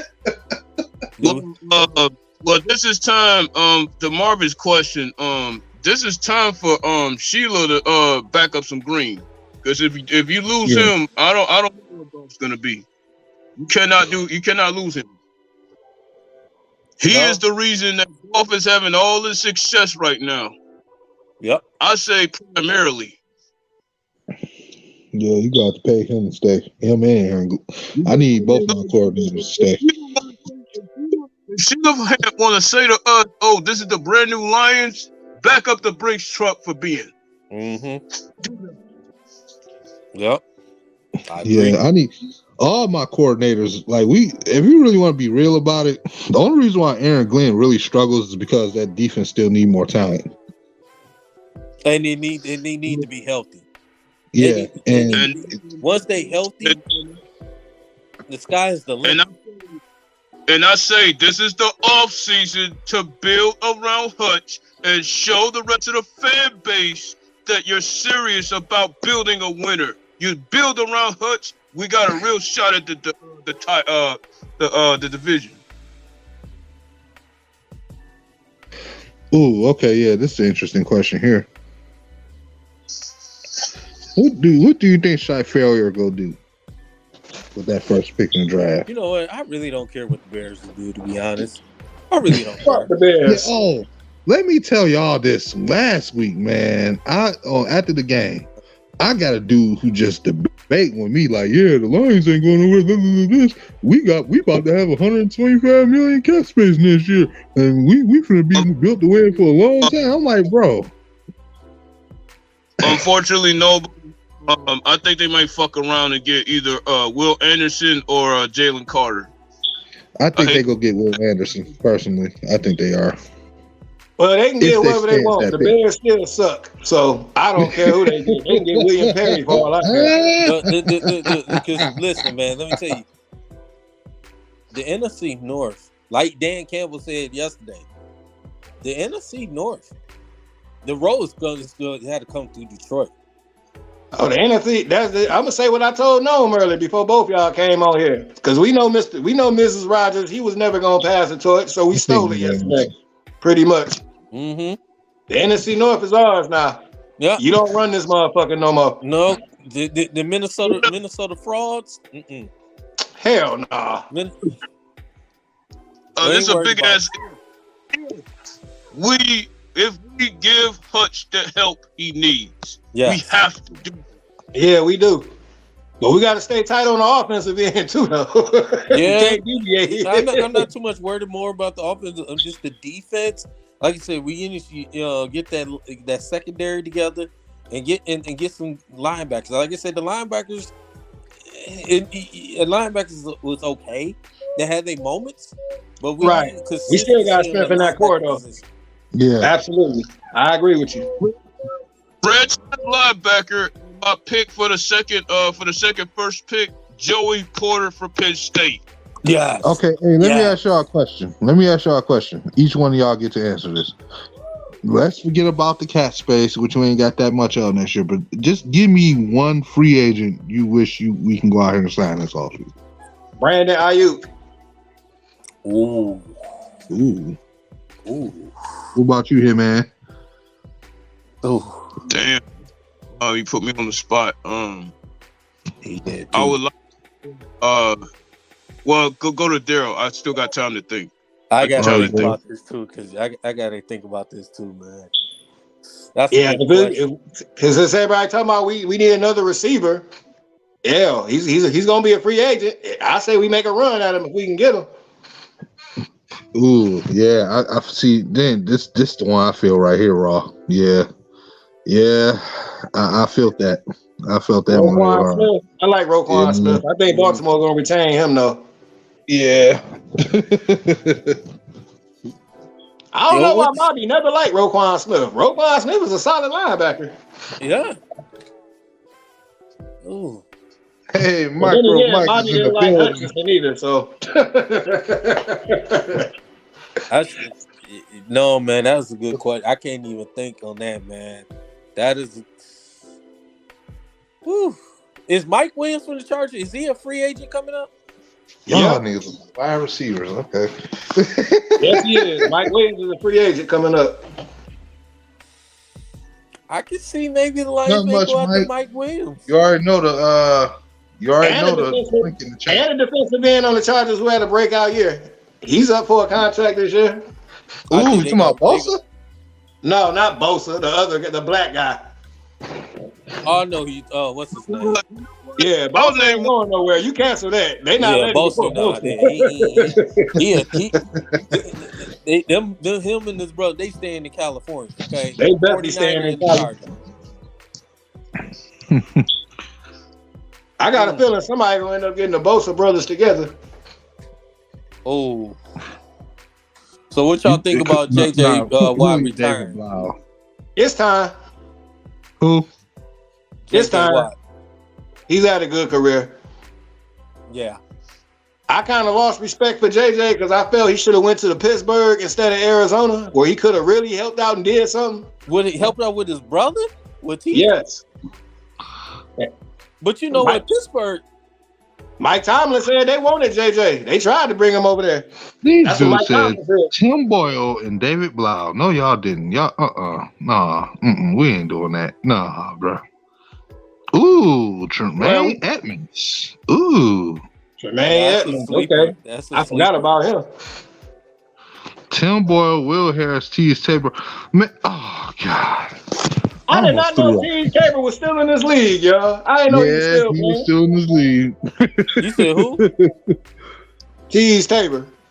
Oh. Now And what's you the know name? what? Now what's the name is a free agent gonna be coming up Jabril Peppers. I take Jabril Peppers. Go Blue. But yeah, I take Jabril Peppers. He Nate can do it all. Freeze, he's still kicking balls on YouTube, man. What you talking about, Mike? Yeah.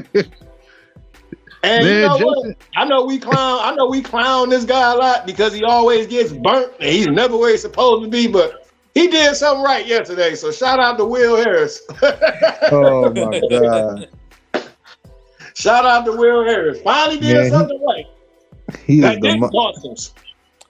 he Hey, is the so modern day Nevin So, Lawson. so fellas, real quick, man. So what do y'all think the Pistons need to do this next upcoming season? Learn basketball. Hold on. Before you answer that question, pick. How about my man, Marcus Peters, as a veteran? Marcus Peters? Yeah, As a vet? the school. Okay. Ooh, I wish we could Interesting. steal Fred Warner or Greenlaw. Okay, all right. yeah, I wish we could steal Fred Warner and Greenlaw in the 49ers. Fred Warner kind of remind me a little bit of Patrick Willis, a little bit, not all the way. It was just a very little bit, but We don't have a shot to get him. I know ESPN saying that bullshit, but we don't have a shot to get him. We don't. yeah. They've got the Pistons gonna be playing in Paris Thursday, man, 3:00 afternoon, man. Yeah, get our ass whooped by the Bulls, which I hate. Wait, we going to Paris? Yeah, Pistons Yeah, play. who Who told the NBA to do that bullshit? Well, you know the NBA took the way they only national televised game last week. They was supposed to play on TNT. Ooh, James Bradbury. Ooh. The problem with that, I'm worried about Bradbury's durability. Yeah. I'm worried about his durability.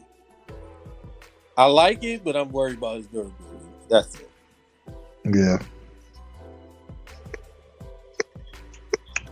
Yeah. I wouldn't mind taking one of those defensive linemen away from Washington though. What's the name, like De'Aaron Payne or somebody? I wouldn't mind it.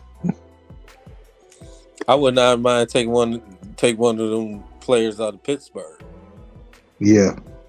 What Pittsburgh got that we don't? Man, some reason Pittsburgh, man, they always find a way to make sure they be 500 and above. Them guys hardly had anybody. They didn't even have really a quarterback, and they went 9-8. Yeah, because coaching, man. Tomlin, man. Tomlin don't get enough respect that he deserves, man. Yeah, De'Aaron Payne, yeah. Oh yeah, I you know what? I kind of wish we could have get this guy. Don't we all?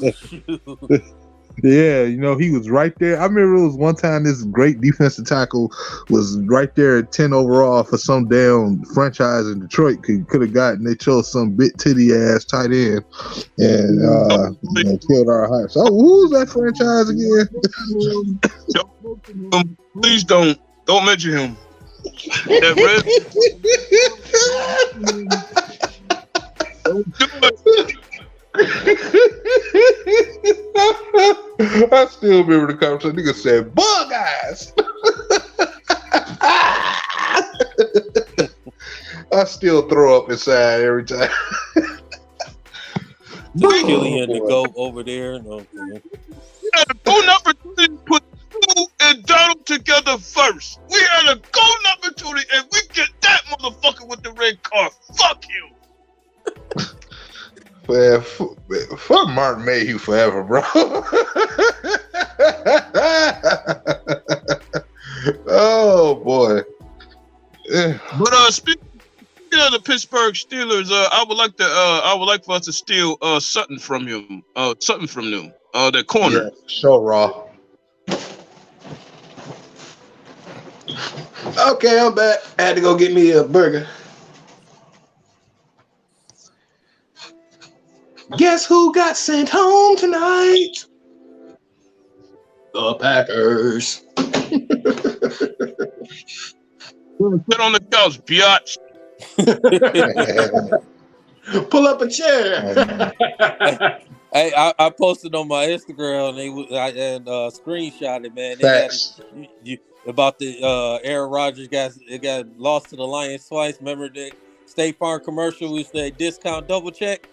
Mm-hmm. Yeah, I posted it. It's funny as hell. Man. I posted it on my Instagram account. It was just so funny. Everybody was dying laughing. And somebody, oh, you lost to the Lions. So bet you won't get that discount double check. Yeah, you know, smart ass. He said some other smart shit yesterday. Talking about some, I guess I should watch what I say now. Oh, you ain't gotta watch shit. We just keep beating your ass on this year. I cannot wait to watch Pat McAfee. I know he already had his show today. I cannot wait. Matter of fact, everybody that picked against the Lions, everybody that picked against the Lions, they can't say nothing else. They Can't say shit. The only person that picked the Lions on that Sunday night was Tony Dunn. Y'all know Yeah. that? Tony Dunn. is the only one. Rex Ryan. Rex Ryan was Molly Carum. Skip Bayless. Yeah.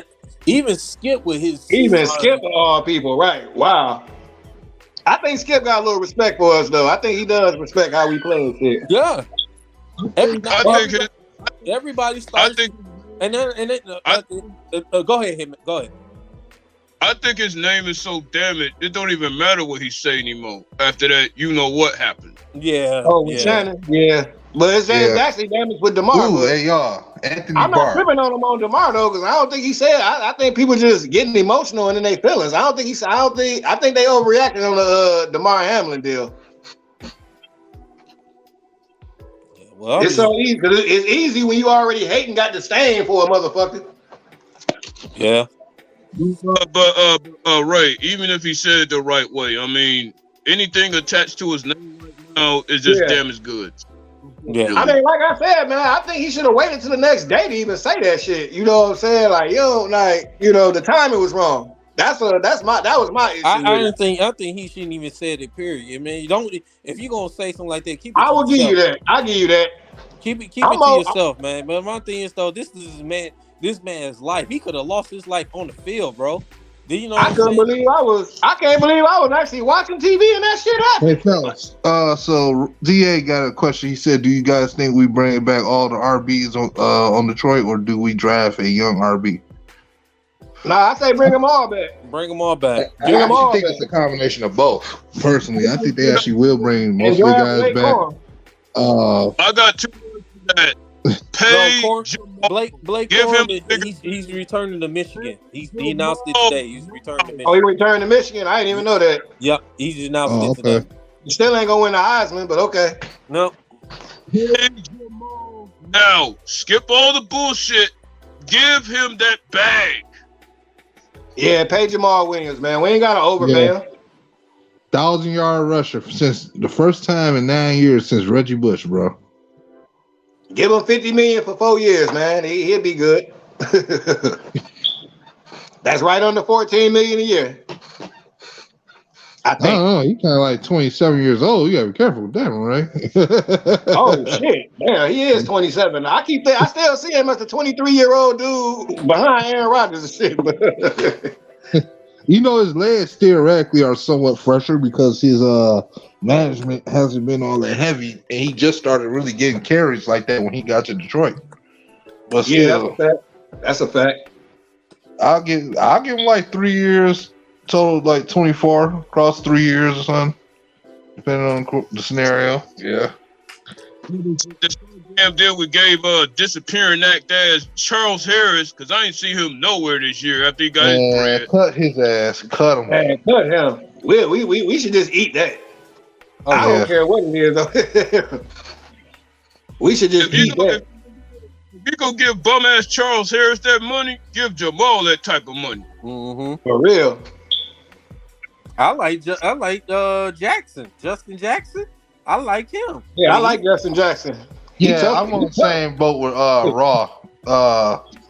I think we should bring back our top 2 running backs at least, and then still draft a young guy. I mean, I like Reynolds too, y'all. I like our running backs. Yeah, Reynolds can come in too. I'm just saying because they're gonna keep at least 4 RBs. So yeah, I'll take DJ Chark back. I'll take DJ Chark back. Yeah, why not? Because he only got a $4 million contract. He didn't get the whole 10. It was signed 10. They moved 6 of it to 2023 and counted like dead money. So he only took a 1-year deal worth $4 million. I think he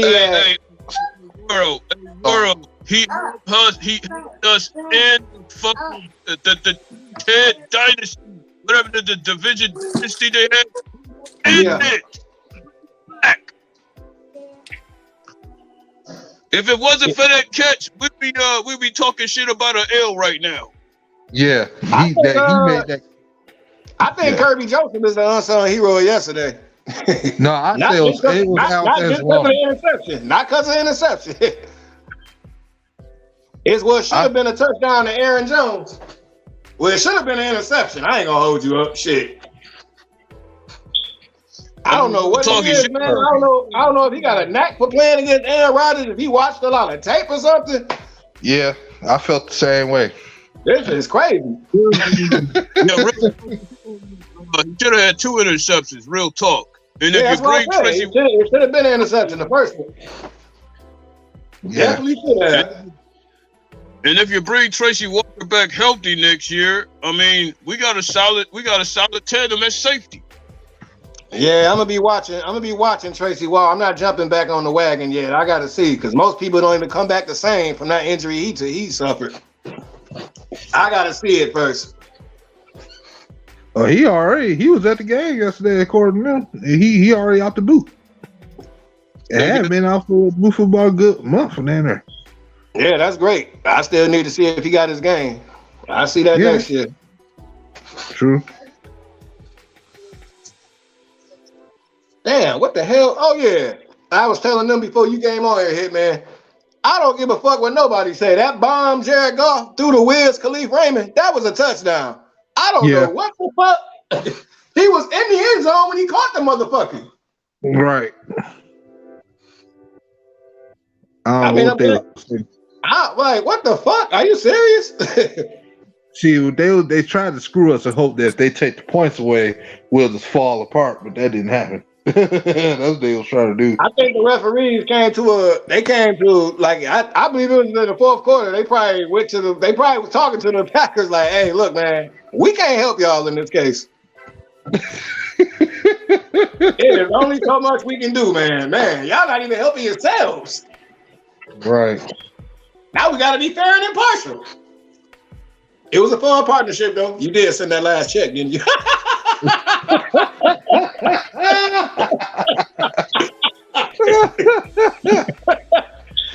Hey, did you see I'm reading all the tweets after we beat Green Bay. I think Dez Bryant was clowning. He like, damn, motherfucker still can't catch shit in Green Bay. Wait, who said that? Dez Bryant. Oh my God. Yeah, he tweeted again. I'm gonna keep it real. Wait a minute. He lied. They did catch something in Green Bay. They caught an L.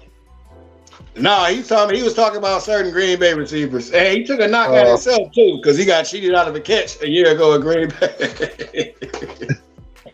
Or a few years ago, rather. Yeah, I ain't gonna lie, catch, but so what? They robbed us, so I was glad they got robbed the following week. It's called karma. Yeah, hey, we already on the same boat, Marvin. The Packers didn't rob us. And the Packers was the shit at that time. So even if we did beat the Cowboys, I just didn't see us going in the Lambeau winning. I ain't see it, even with the dogs we had. No. I think the way they had it lined up, if the Lions would have won, we done went to Seattle instead afterwards, and then yeah, see that would have been worse. Yeah. Damn, and the Panthers not was the second round by the way it went. That was the Legion of Boom in their prime. Mm-hmm. Hell yeah, I want Comiskey back. I know he's old, so what? He can still play. I like how he knocked Aaron Rodgers over his ass and stood there for a second. And forced that fumble on. It forced that fumble I did it. I on. just knocked you on your ass. And he did it in front of the referees. They were standing right there. Like, what you want us to call? It's a fair hit, man. Hey man, John Comiskey is the most quietest player on the entire roster, but he just don't give a fuck. That's what I love about him. I always thought Radnow was the quietest, but yeah. I think Radnow got to get surgery too. There's always something wrong with Frank. Damn, man.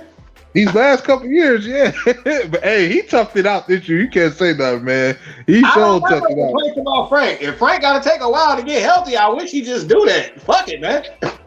He ain't want to miss another season like that, though, man.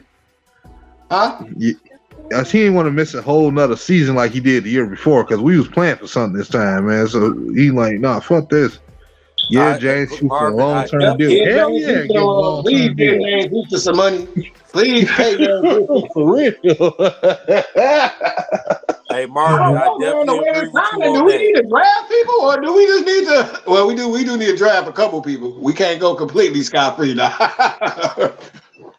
Damn, just reading these comments, y'all make it seem like we just need to pay people to get a couple of free agents. I would definitely have paid James Houston. I definitely agree with that. Yeah, he deserved it. That nigga Dion tweeted yesterday, that's my boy. Hey, what y'all think of what Raw just said? He said, I can't lie, fellas. I wouldn't mind drafting Texas running back Robinson or guys like Tulane. Yeah, I like that running back for Tulane. I like everybody he naming in this thread. All these people are dope. I ain't even. Charbonnet used to play for Michigan. Yeah, Sean Tucker from Syracuse. He's nice. Yeah. Yep, Zach Charbonnet. He's nice. Yeah, he was nice in Michigan. Yes, he was. Dwayne McBride. Speaking of Michigan, I don't care what nobody say. If we can get him in a late round, I want Cornelius Johnson on the Lions uniform. I'm sorry. I wouldn't mind that. I can't wait to see what Rick and Scott nephew gonna do for us next year. Hey, Noam, I like the hell out of Cornelius Johnson. Before they stopped featuring him, man, he was making some big ass catches. Before they took him off the game plan. Mm-hmm. I like Cornelius, bro. You just talking about somebody could be a 50-50 guy down the field with a little bit of size? Yeah. That's all right there. That's what I need. Yes. I've been up with him before he fell off the game plan. I don't know why he took him off the game plan. It could have helped against the TCU opponents. Right. Man. This defense got a chance to be scary good in the next couple of years, bro. Ooh. You get the right pieces up front with the piece in the secondary. Oh my God! Like I think by now Aaron Glenn is gonna tell them to keep James Houston. I ain't worried about that. I ain't worried about him ghosting anywhere. Just keep him on his rookie contract and pay him at the right time. No, he ain't on a rookie contract no more because he got cut. So they try to say like, oh, he on a 2-year deal because once you get cut from preseason, you ain't on a rookie contract no more. So they just gave him a 2-year deal. So he here still next year, but they need to re-up on that some more because he got 8 sacks not even being a starter.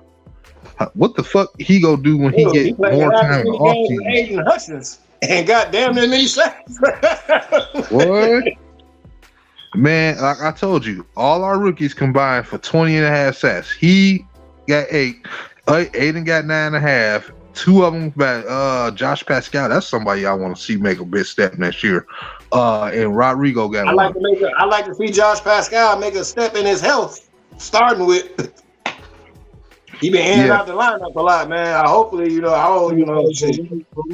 Man, James Houston, he needs to be that priority. He needs. Absolutely, I agree. I think Bobby Wagner is one of the best linebackers in this league, but he under contract. We ain't gonna be able to get him. What do you think of Tennessee's wide receivers? Cedric Tillman, Bruce McCoy. Well, I'll take Cedric Tillman from Tennessee. Yeah, I'll take him too. Okay. I'll take a shot at him in the mid third if he's there. What about the middle linebacker from Notre Dame? Man, I mean, he's undersized like Malcolm Rodriguez, but he is a beast. But then again, maybe we don't need no more. It's like 3-4 good linebackers you can take, man. Shit, they can be a big. I don't know, but my heart telling me something about it's between Noah Sewell and Jack Campbell. For some reason, my heart is telling me that you know who else we need to on this defense. I can't give you a name, but you know how they had in 2021, my man's they got drafted. That was supposed to be like a linebacker and a safety, but he was real skinny. It was out of Notre Dame. Out of Notre Dame? He was drafted out of Notre Dame 2021. And we need a player like that can play like multiple positions. Like he can play at linebacker in coverage situation, or he can drop back in safety. Like we need somebody like that too on this defense. I would love to get one of those type of players. That corner from Oregon, man, he's dope. Yeah, he is. Speaking of the devil, Georgia just scored already. See? A lot of football to be played. Right. Yeah, a lot of football to be played, but if Georgia do win, so what? Fuck them. We'll kindly take some of y'all defensive players. Shit. You know what, Noble? I watched some Wake Forest film on him. He's definitely a sleeper. Yeah. I would say, realistically, he's probably gonna go in the early fourth, not earlier than that. Yeah. Man, I never thought I'd say this, but it sure feels good to be a Lions fan. Oh yeah. Yeah, you ain't lying. I wish I could say that. I wish I could say it's great to be a fucking Wolverine, but that'd be a fucking lie. That's y'all damn song too. It feels so great. It must be great to be a bitch again Wolverine. How these motherfuckers pull the wolves over our eyes. Hey, look at Daryl. I love what Tucker's doing, but real talk, Jalen and Jay Johnson and Hazleton, they got to do a much better job next year, bro. Hazleton needs to go. He needs to go. They got to do a much better job. What y'all gonna do with y'all O-line and y'all secondary, bro? That's the thing we need. The most important we got addressed on, man. That secondary is atrocious. Matter of fact, I'll hold it. But our defensive line is not as bad, but our linebacker, our secondary is atrocious. Damn secondary and Hazleton, man, he got to do a better job with that shit, man. I mean, I was frustrated all year with that. Man, Hazleton needs to go. That's 2 years in a row. It's 2 years in a row, and our defense has suffered like this, man. He needs to go. Right there, that's what I'm talking about. Hazleton he had an opportunity to shape this defense, and he let us down again. Mm-hmm. Yeah, we can't. Yeah, damn. I mean, I try to make a case for people. You know what I'm saying? But you know, you gotta help your case. You can put your name on the secondary all you want. Your name can't stop passing. Dealing with this fool, Hazleton, oh my gosh. I mean, he had a golden opportunity to reshape the secondary. The same thing year in and year out. Last year, same thing. Now, this year, same damn thing. He's got to go. Is gotta Hazleton go. is Hazleton that inconsistent? Yes. Yes. I didn't know he was that bad. I just figured he had a couple bad years. That's all. You know? And Mel Tucker, because that's Mel Tucker's guy, he don't want to let him go. Oh shit. Okay, I got you. Wow. You know what, man? Our Detroit franchise has got to stop that. Yeah, Hey, this is my guy type shit. That's the difference between Jim Harbaugh and Mel Tucker, because Jim Harbaugh had his guy with him too, but it wasn't working. He had to come loose. On this side, bro, dealing with Hazleton. Hazleton, I've been saying this all year. He's been a bum. He's been out coached for so many games, especially that fucking Minnesota game. Oh man, shit. I was about to say, I was just gonna say, I understand y'all want to talk about the Minnesota game. I don't want to talk about the Minnesota game. No. All right, fellas, let me go ahead and get out of here, man. All right, you be smooth, though. All right, man. Hey, man, appreciate you for coming through, man. You gotta come back more often, homie. Happy New Year, man. Hey, how you be on here every Monday? I usually try to be on here as soon as I can because my schedule be switched around so much, man. So usually I try to be on at least once a week, sometime. All right, maybe twice. All right, for sure, man. I'll be get out of here, fellas, and watch this game and take my butt to bed. You know, I got to go to work in the morning. Hey, like I said, we got some work to do with the coordinators, man. They got to do way better than. If you wanna promote the brothers stuff on here, man, too, for them. I know you've been doing that on Instagram. You want to promote anything they sponsored by or whatever. You been able to do that. Oh yeah, for sure, man. You know, I'm gonna put that on the map, just like I put We Three Kings on the map. I put this on the map as well, bro. Oh man, for sure, man. And make sure y'all go to Culture Detroit, man, on Livernois, man. They be having heck yeah, man. Damn, y'all all deep on the west side. Damn. But shit, I'm deep already. I'm deep in Plymouth, Michigan. I try to slide through either way. Damn, they done moved my DVE shop, so shit. All right, fellas, man. Y'all take it easy, bro. All right, all right. Yeah. You know what I'm thinking? You know what I was just thinking? No, look, I'm looking at how our defense played yesterday. Imagine if Okuda would have played. Yeah. That's why I said I'm not in a rush to get rid of him, man, because it's like he been only able to practice on getting healthy.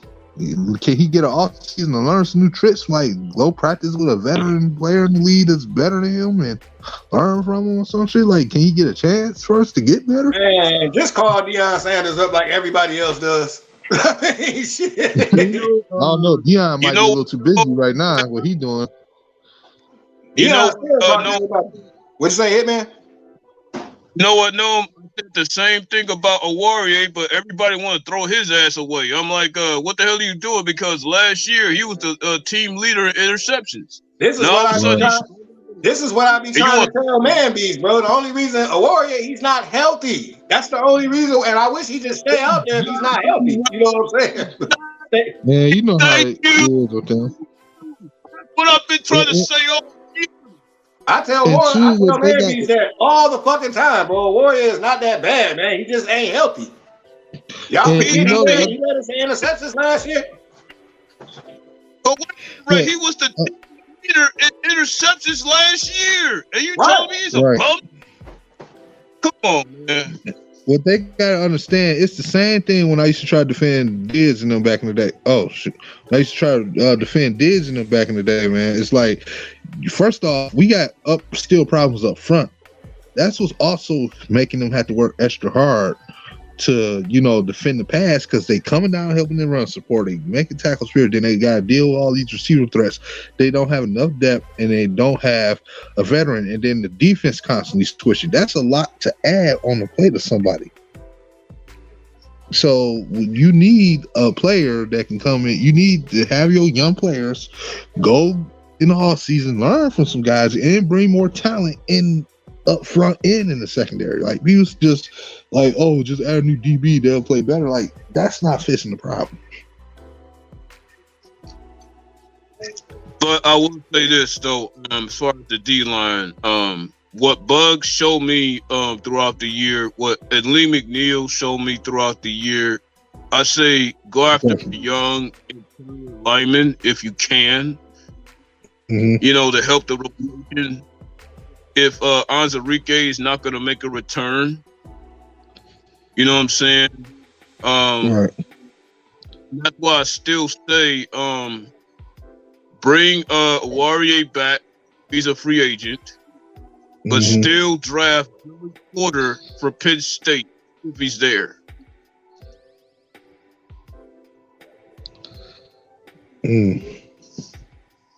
Yeah, that's I feel would that. Say.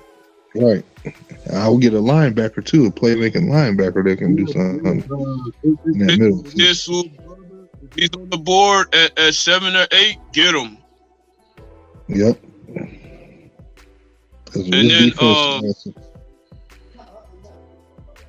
And then if possible, if you could make a trade up for Joey Porter, take that trade if you could do it. Because those are the two guys they're asking for. Those are the two guys, in my humble opinion, that will help Hutch out quite a bit. But you put Sewell in the room with James Houston, Rodrigo, and if Barnes could get his stuff together, him too. Barnes been solid since he been getting more playing time though. Yeah, but they've been cutting his PT in half. I mean, I haven't seen much of him.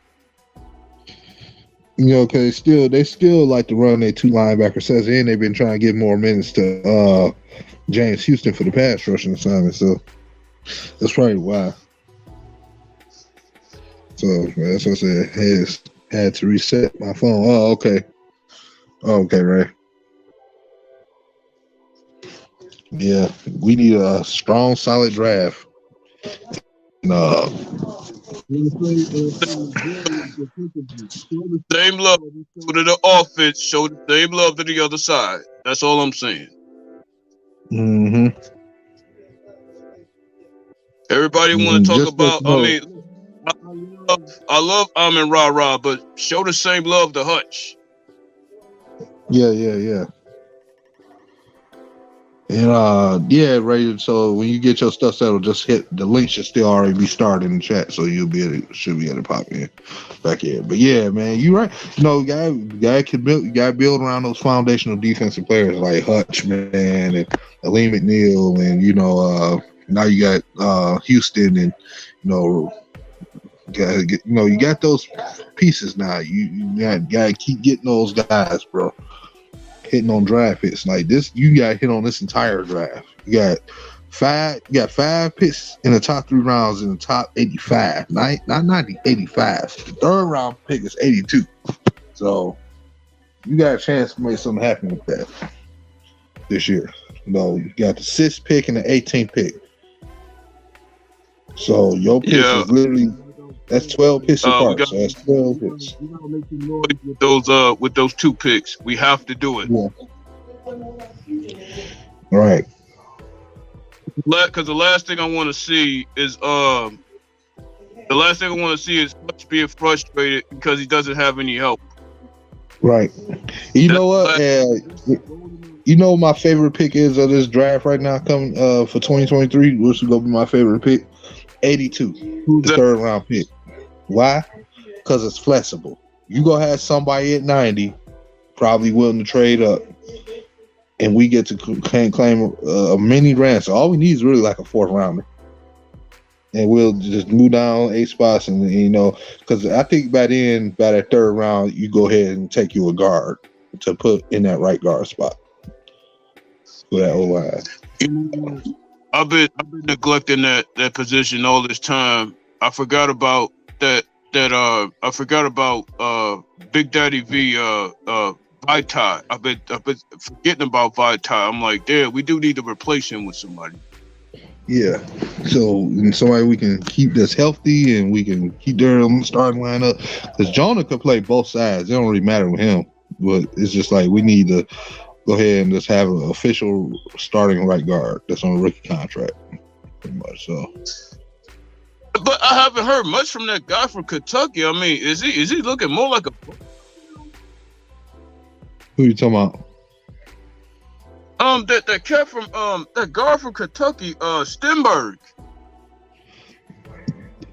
They just, I mean, he was playing good this year. Earlier this year when he was playing, and they just keep rotating certain guys in and out because they had certain guys higher on the depth chart. So it's like then Evan Brown gets hurt, then they had him get hurt, then they had that Coyote dude that started in the Bills. I still can't get his name right.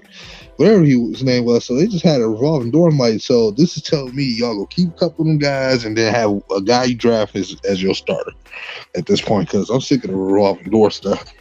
And even though the O-line still didn't miss a beat, it's like, I was wondering about Stenberg. I'm like, did he fall off or something? Was he in the doghouse last year? I was wondering why I didn't see much of him on the field. Well, he got hurt last year, 2021. He got hurt, I think, and then this year, like I said, he played because Wichita was out, and Evan Brown, I think, started off a little bit banged up too. So, and then you remember Frank Radnow missed the game this year. So, yeah, your O-line did still have a revolving door in its interior. But I'm not against the idea of going after guard, even though Vaitai may not he may have been a bust as a free agent. We could move on from him, and I don't mind getting a 4th round guard, plugging them in with Stenberg, having them battle for that spot. Yeah.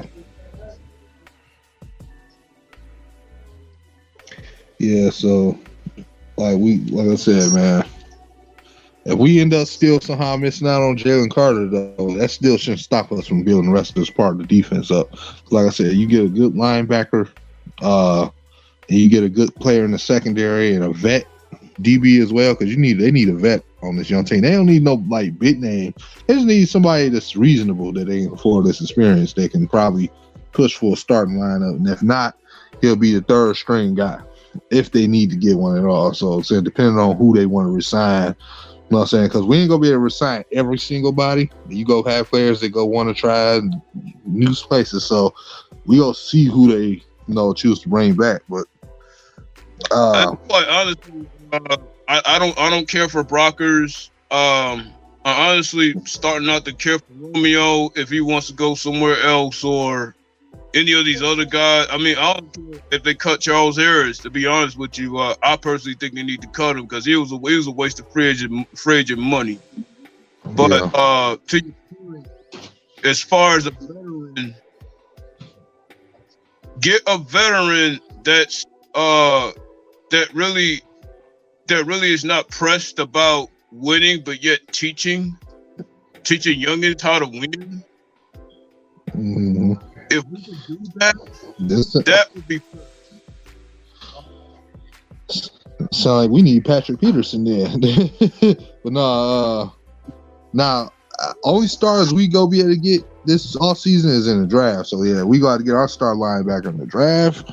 And you probably already mean that, but yeah, man, I think honestly, when it comes to what we need for us better, let me ask y'all a question, and let's go for the chat too. What's your opinion on Mike Hughes? Because he plays the nickel, but he also seems to get rotated on the outside too. What's your opinion with him? I'm gonna say bring him back. Okay. Let me see what the chat said about Mike Hughes, number 23. What's your opinion with him?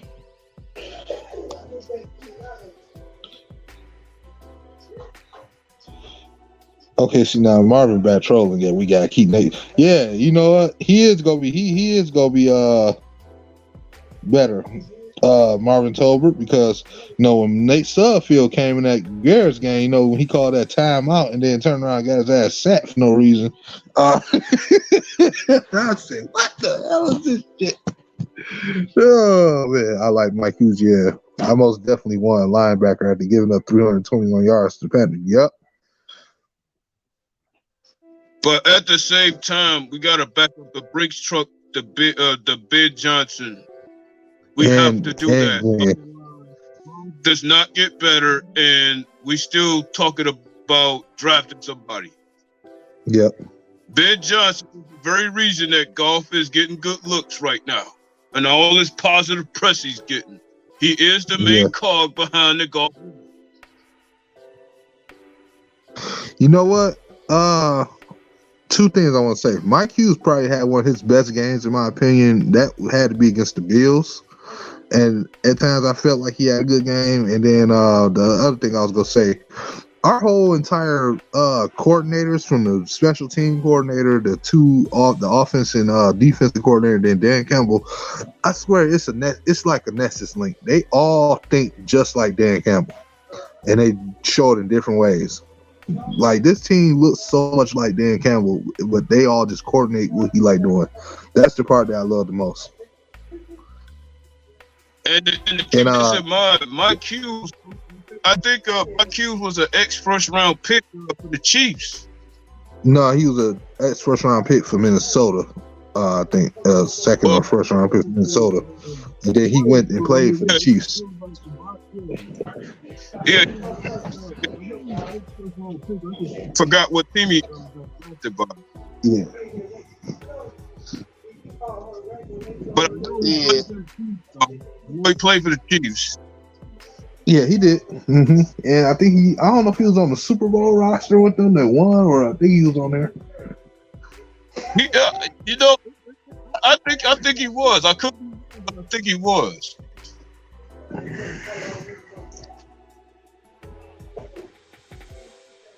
Yeah, he is creative. Oh yeah, Ben Johnson, real creative. Like, it's just certain things what he do with his offense.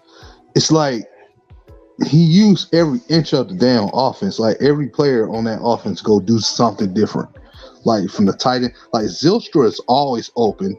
I don't know how he'd be so open there and throw the ball to him. And then like you got even DJ Chark is blocking now. DJ Chark wasn't blocking like that before he became a Lion. Even he's blocking. So it's like he found a way to use something to make something happen. And I love that. Like, that's what I've asked for from an offensive coordinator. Like, turn every inch of this offense into a weapon. Like, that's what you do. Like, you know, if you gotta cut something with a butter knife, damn it, and it normally need a blade, damn it, and you hungry enough, you go find a way to use that butter knife to cut it. And that's just what it's gonna be. Like, that's the type of coordinator we got. Like, he's taking the strengths of everybody. Now see, he's speaking violence with this. Man, who you telling? I wish we could get Matt Judon. Shit. Boy, him and Aiden and Jay. Ooh, who want to play against that unit? Yeah. I don't know why the Ravens. I don't know why the Baltimore Ravens let him go. I don't know why. Money. They couldn't afford him because I think the Patriots paid him big, bro. Even though I feel, you on that, because to me, the Ravens, I said the same thing. Like, y'all really let this dude go? Like, shit. He got paid too. Hey, they got Ojabo though. Like, oh my god, they do. Bro. Yeah. I ain't gonna lie, he gonna be a beast with him later now. Boy, yeah, man, our coordinator. Hey, Gloria. Hey, what you doing? You still up? Thought you be in bed. Clown dog. I'll talk about that play against the Vi-Clowns, dog. I mean, that shit was left field, but it worked like hell. I was like, hell yeah. Oh yeah, the Penei Sewell catch and run and the slap afterwards, yeah. What the hell they put? I mean, they actually throwing it to him. I'm like, oh Lord. Hope you are doing well. I know you probably drunk after yesterday's victory, Gloria. Yeah. Judon 30 years old. Oh man. I thought he was that old when he got drafted because I know he was drafted in 2016. That was the Decker class in the 4th round. That dude was underrated.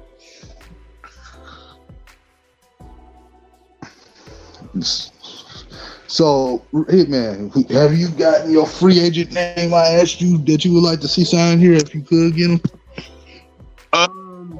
I did say, you know, I did. I was trying to say it, but everybody else was talking. But I got a name, Roby. Even though he's injury prone, I would say Roby. Bradley Roby? Yeah, Roby. Yeah, from he used to be on the Broncos. I think he's with the Saints now. Yeah. Hey, Retro, what's good, bro? Hey, what up, though, man? You all right? Hope everything going well, man. Still got you in my prayers, bro. Hope everything working out. Thank you for joining the stream, my guy. Yeah, Glorious, that sewer catch he made, well, that was very good. Nose, did you get your cars from King yet? Man, no, I ain't get my cars from King yet. No, he ain't give me my damn winning.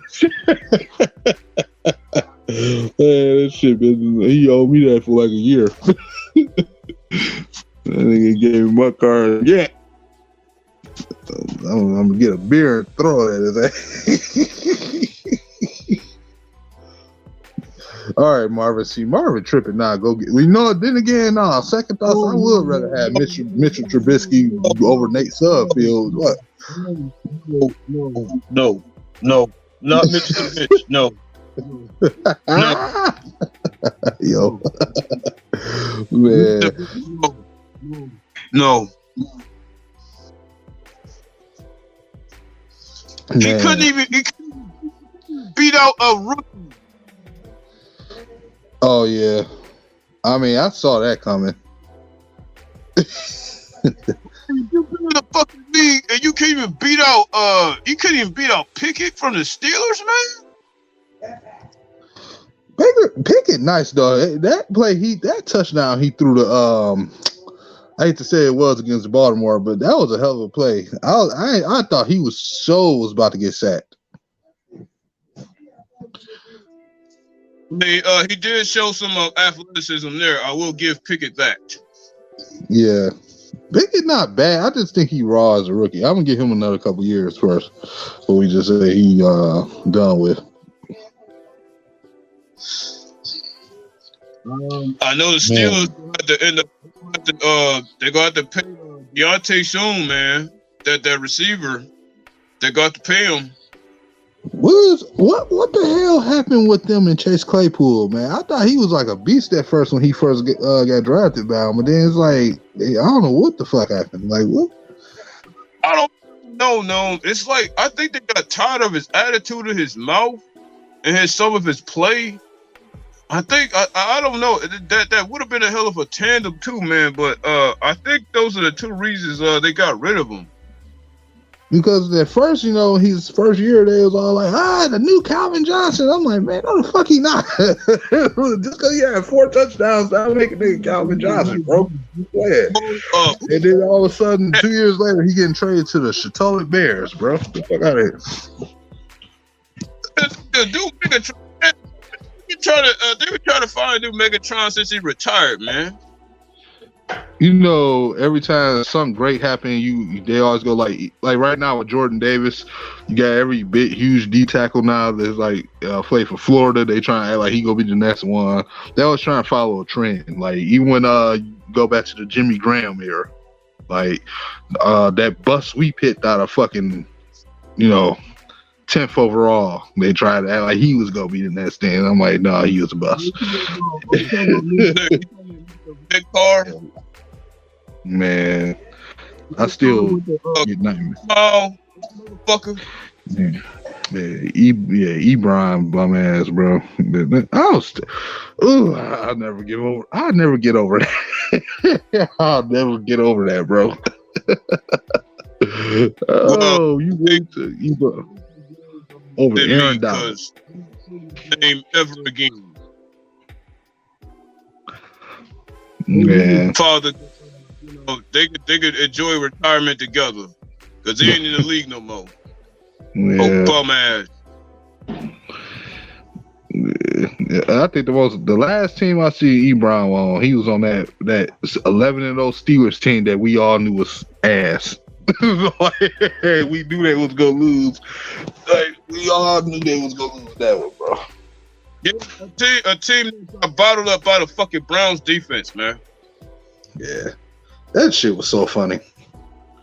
Myles Garrett and the you got bottled up by them niggas? Really? Man. Yeah, Myles Garrett looked pretty nice right now. Shit. Yeah. Man, I'm just happy we beat Aaron Rodgers' ass though, man. When kept his ass out the playoffs, like yes. Keep that bitch ass nigga out the playoffs. Like last season, out here looking like a Super Mario villain and shit with that long ass hair. Like, bro, you out here look like Trevor on GTA 5, man. Go on. You look dirty as hell, like gray hair. Get your ass on, bro. Man, this smile never left my face since last night, bro. It's still on my face. Hell nah.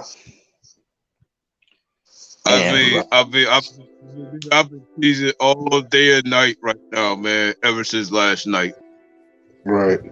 You know, I'm glad we beat them too, man, because it would have been a waste for them to go to the playoffs. Like, bro, y'all know y'all gonna be a first round exit. Like, quit playing, bro. Get y'all ass home. We needed to win that one. I don't care what nobody say. They know they was gonna be a first round exit. Honestly, I just got tired of me sucking his dick, man. It's like every time he plays, he suck his dick, man. They get on their fucking knees and suck away, man. Like, damn. Return, man, get a touchdown and shit, 100-yard touchdown. The first person they bringing up, Aaron Rodgers. Like, bro, what is this got to do with that? Like, what are they doing, man? It's like ever since they flexed it to Sunday night, something told me it was gonna be some type of closet Packer party. Mm-hmm. Something told me it was gonna be. And Skip, and you know, Shannon Sharp said it better. Like, he all on the cameras going, Pat McAfee sitting around just running his mouth. Like, you need to be in the film room, motherfucker. And then turn around, your offense outside of a couple drives, you get nothing. Bro, Marvin's on. He be on. I don't know where he get this shit from, yo. He said Aaron Rodgers look like he works for that used tire shop. Yo, what the? He do. Smelling like motor oil and shit. Yeah, grease monkey, nigga. Yeah, let me you need charge that $5 charge to wipe your windshields off. Like, your ass on Rodgers. Ass face ass nigga, man. Get out of here, dude. Right. Who you telling, bro? Oh my God. Well, you know what? I'm gonna put it like this, man. You got any what's your signature wins for this year, man? Like, what was our signature wins out of these 9 games we won, bro? I asked last night. Well, I said your signature wins of this season. Like, what was the games you thought was signature? You know what? Honestly, though, I would have to give. I would say the Jets. Okay. Because it was on the road and it was cold. Okay. All right. Any other ones? Like, got 2 more? Or? Not as cold as the Packer game, but it was just as cold and rainy.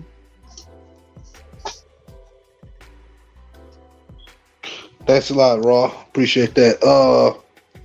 So you ain't got any other ones, like, outside of that one? Like 2 more that you'd say, like, those were the games? Well, of course, the 2 Care Bear games, like them.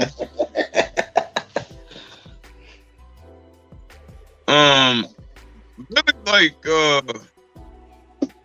that's and the Giants game. I gotta say the Giants game.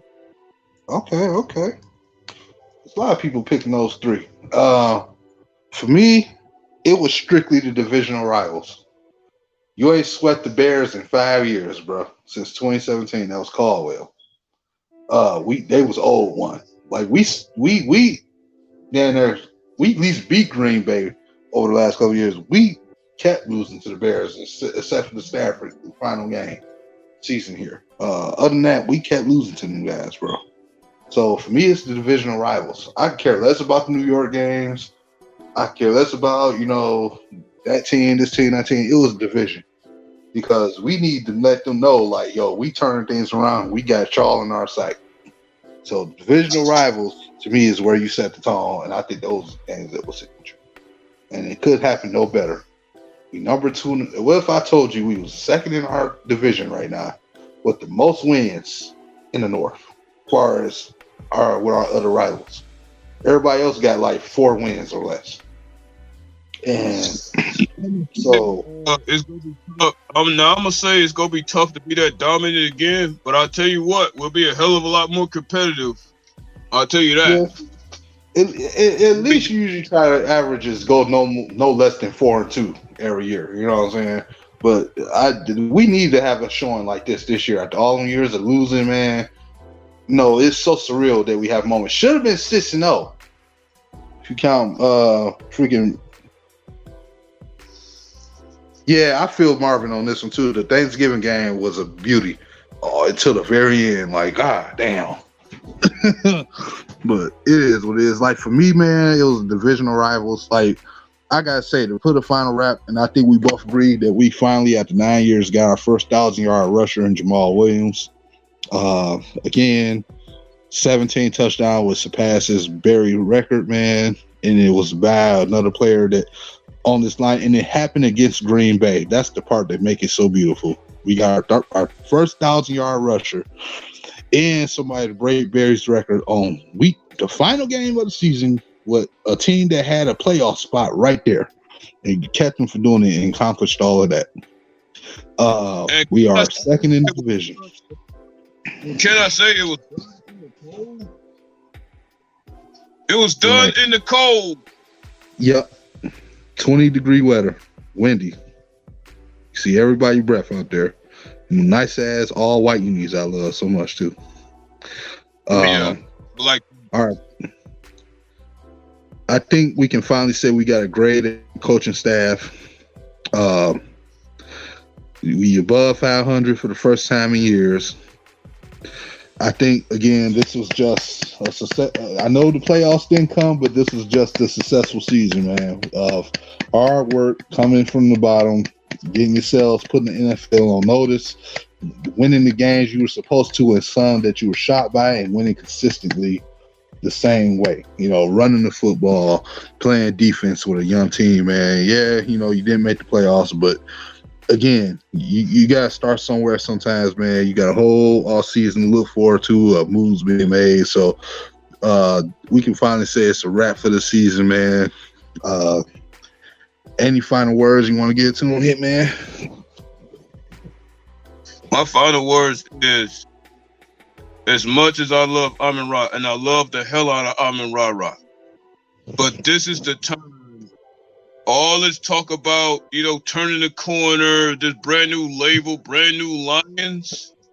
Mm-hmm. If we build around Hutch, we got a real shot at the division crown next year. This is a must. We must build around Hutch and show him the same love we've been showing to Amon-Ra. We have to do that. Yeah. Yep. That's 100%. Gotta start building around the foundation, and he is one of the main pieces of that foundation. That's so-called bust. Yeah, great season for the Lions. The team's turn around. We are coming in 2023. My final words. All right. That's what's up, Ross. So I guess my final words. Go ahead. What did you say? No, go ahead, bro. No, go ahead. No, I'm an open show. You go ahead, say your piece. I already hear you talk anyway.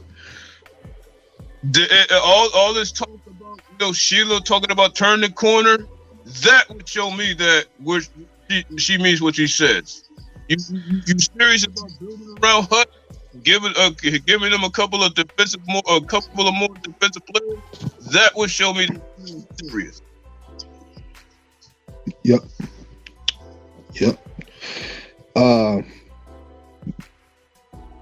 All right, so I guess my final words is this. I guess I could say is I love when I see people practice what they preach. I think that's what this year told us about. They could have easily lost that locker room early in the year, but I made a YouTube short saying don't fire the head coach, despite being 1-6. I told people to wait because I knew that this team wasn't that bad, and I just knew the situation for what it was. With the opportunity they got to fix their problems, they did. And they went on one of the hottest runs. And now we're 9 wins strong. Yeah, we missed out on the playoffs, but what a way to drive yourself momentum into the offseason. And Colts rumored to want Ben Johnson for head coach. I'm not concerned about that. It was the same thing with Aaron Glenn the other offseason, and he still came back. So, you knew that was going to happen. Of course, he going to get a lot of looks because of offense, but that's just saying we building something here in Detroit, it appears. So, and this season showed it. We wasn't no fluke accident on why we had 9 wins. We got them consistently, and we won games the way we were supposed to win with the type of offense we had, and we played defense. And I need to continue to see the foundation that they're building on. We asked them to take their time and just build everything from the ground up to a T, and that's what they're working on right now. So it's a good start. They still got a long way to go. It's about competing for the division next year. Putting some more teams on notice, man. Y'all have to come back fully locked and loaded on taking down your division again. Like, y'all should have standards of wanting to go undefeated at home, and have standards of being above 500 on the road, and have standards of trying to win as many games against your divisional rivals. You know what I'm saying? Trying to be 6-0. These are the type of standards that this team has to start setting for themselves. When you set standards, you write down your goals, you write down a list, you start being able to pick them apart and, trying to transpire that to the next stage. And that's what the Lions need to do now. They're at this point now where the iron is starting to really get warm and it's starting to really heat up. They can really build off this by continuing to build off the foundation the way they first came in here in 2021. Keep the guys that fight hard with you and roll them over and keep bringing them on, because once you get that culture built, it's infectious. It's seen. It's a projected game plan that's been there before. So that means anybody you bring in new will get to understand things right off the rip, versus you trying to find it, because you kept that system going. And that's what they need to continue to work on building towards in the future. And at that point in time, I want to say another hand clap to the coaching staff for doing what they did this year, man. Fighting through adversity. It wasn't pretty, but they got through it. I never seen this franchise ran in this modern day system like this. I never seen them ran so organized the way they have been as a team. This just hasn't been done before. When you can watch several Lions games and feel like, oh yeah, they gonna win this, even when things was close. The fact they did that lets me know we moved into the right direction. I just hope they can continue with it, man. They got to build around their foundational pieces on both sides of the ball and just keep moving forward. And that's pretty much. You mentioned that the coaching staff is full of former Pro Bowlers. Yeah, that's true. Yep. Aaron Glenn, Ben Johnson, not a Pro Bowler, but he was a player. When you look at Kelvin Shepard, not a Pro Bowler, but been around. Definitely some other Pro Bowlers. Deuce Staley. I mean, yeah. Those they were great players for the Eagles, but decided to come to us. Yep. That's what it was probably gonna take, man. Get a coaching staff. You gotta find ways that fit for what your team is. And us getting these ex players, man, it allowed them to connect with the players they have now, man, and help them get the best out of it. Because you've been through the same stuff they're going to go through or already starting to go through. So it just helped make that better. You know what I'm saying? And that's what you want to see as a sports fan, man. You want to see an identity built from the ground up with people that understand each other. You know what I'm saying? And that's what they just like what Randall L is doing with Amon Ra right now. It's like, I know people want to throw Randall L away because they saw him as some jack-of-the-knife receiver, but no, he had productive seasons with the Steelers, folks. Mm-hmm. Yeah. Yep. Well, I want to say thank you to everybody who came to the stream, man, and kicked with us for the last 2 hours and 30 minutes, just the longest one I think I've ever done. This was a really good stream, man. Shout out to you, Hitman, of course, bro. It's always good to have you in the building, man. Know you're welcome anytime. Shout out to Mondo Ray Moore and the homie Duro for showing up. Shout out to Raw and Marvin Tolbert and Micro Mike came through for a minute, man. Shout out to y'all, man, for coming to the chat. Retro, Glorious Stars. Appreciate y'all for showing up, man. I'm about to hit the road. I got a couple things to do, man. And I'm going to get to making a few little bit of content to try to produce tomorrow. You know I had to start stuff up, man. You know I had to be a trouble starter. Oh, yeah, for sure. You know, I know you did. I already know what you, man. I know you've been waiting for this moment for a while. So I'm just glad we was all able to share this moment. Hell yeah, man. It's been good. Yes, Marvin. Shout out to you, your goofy ass.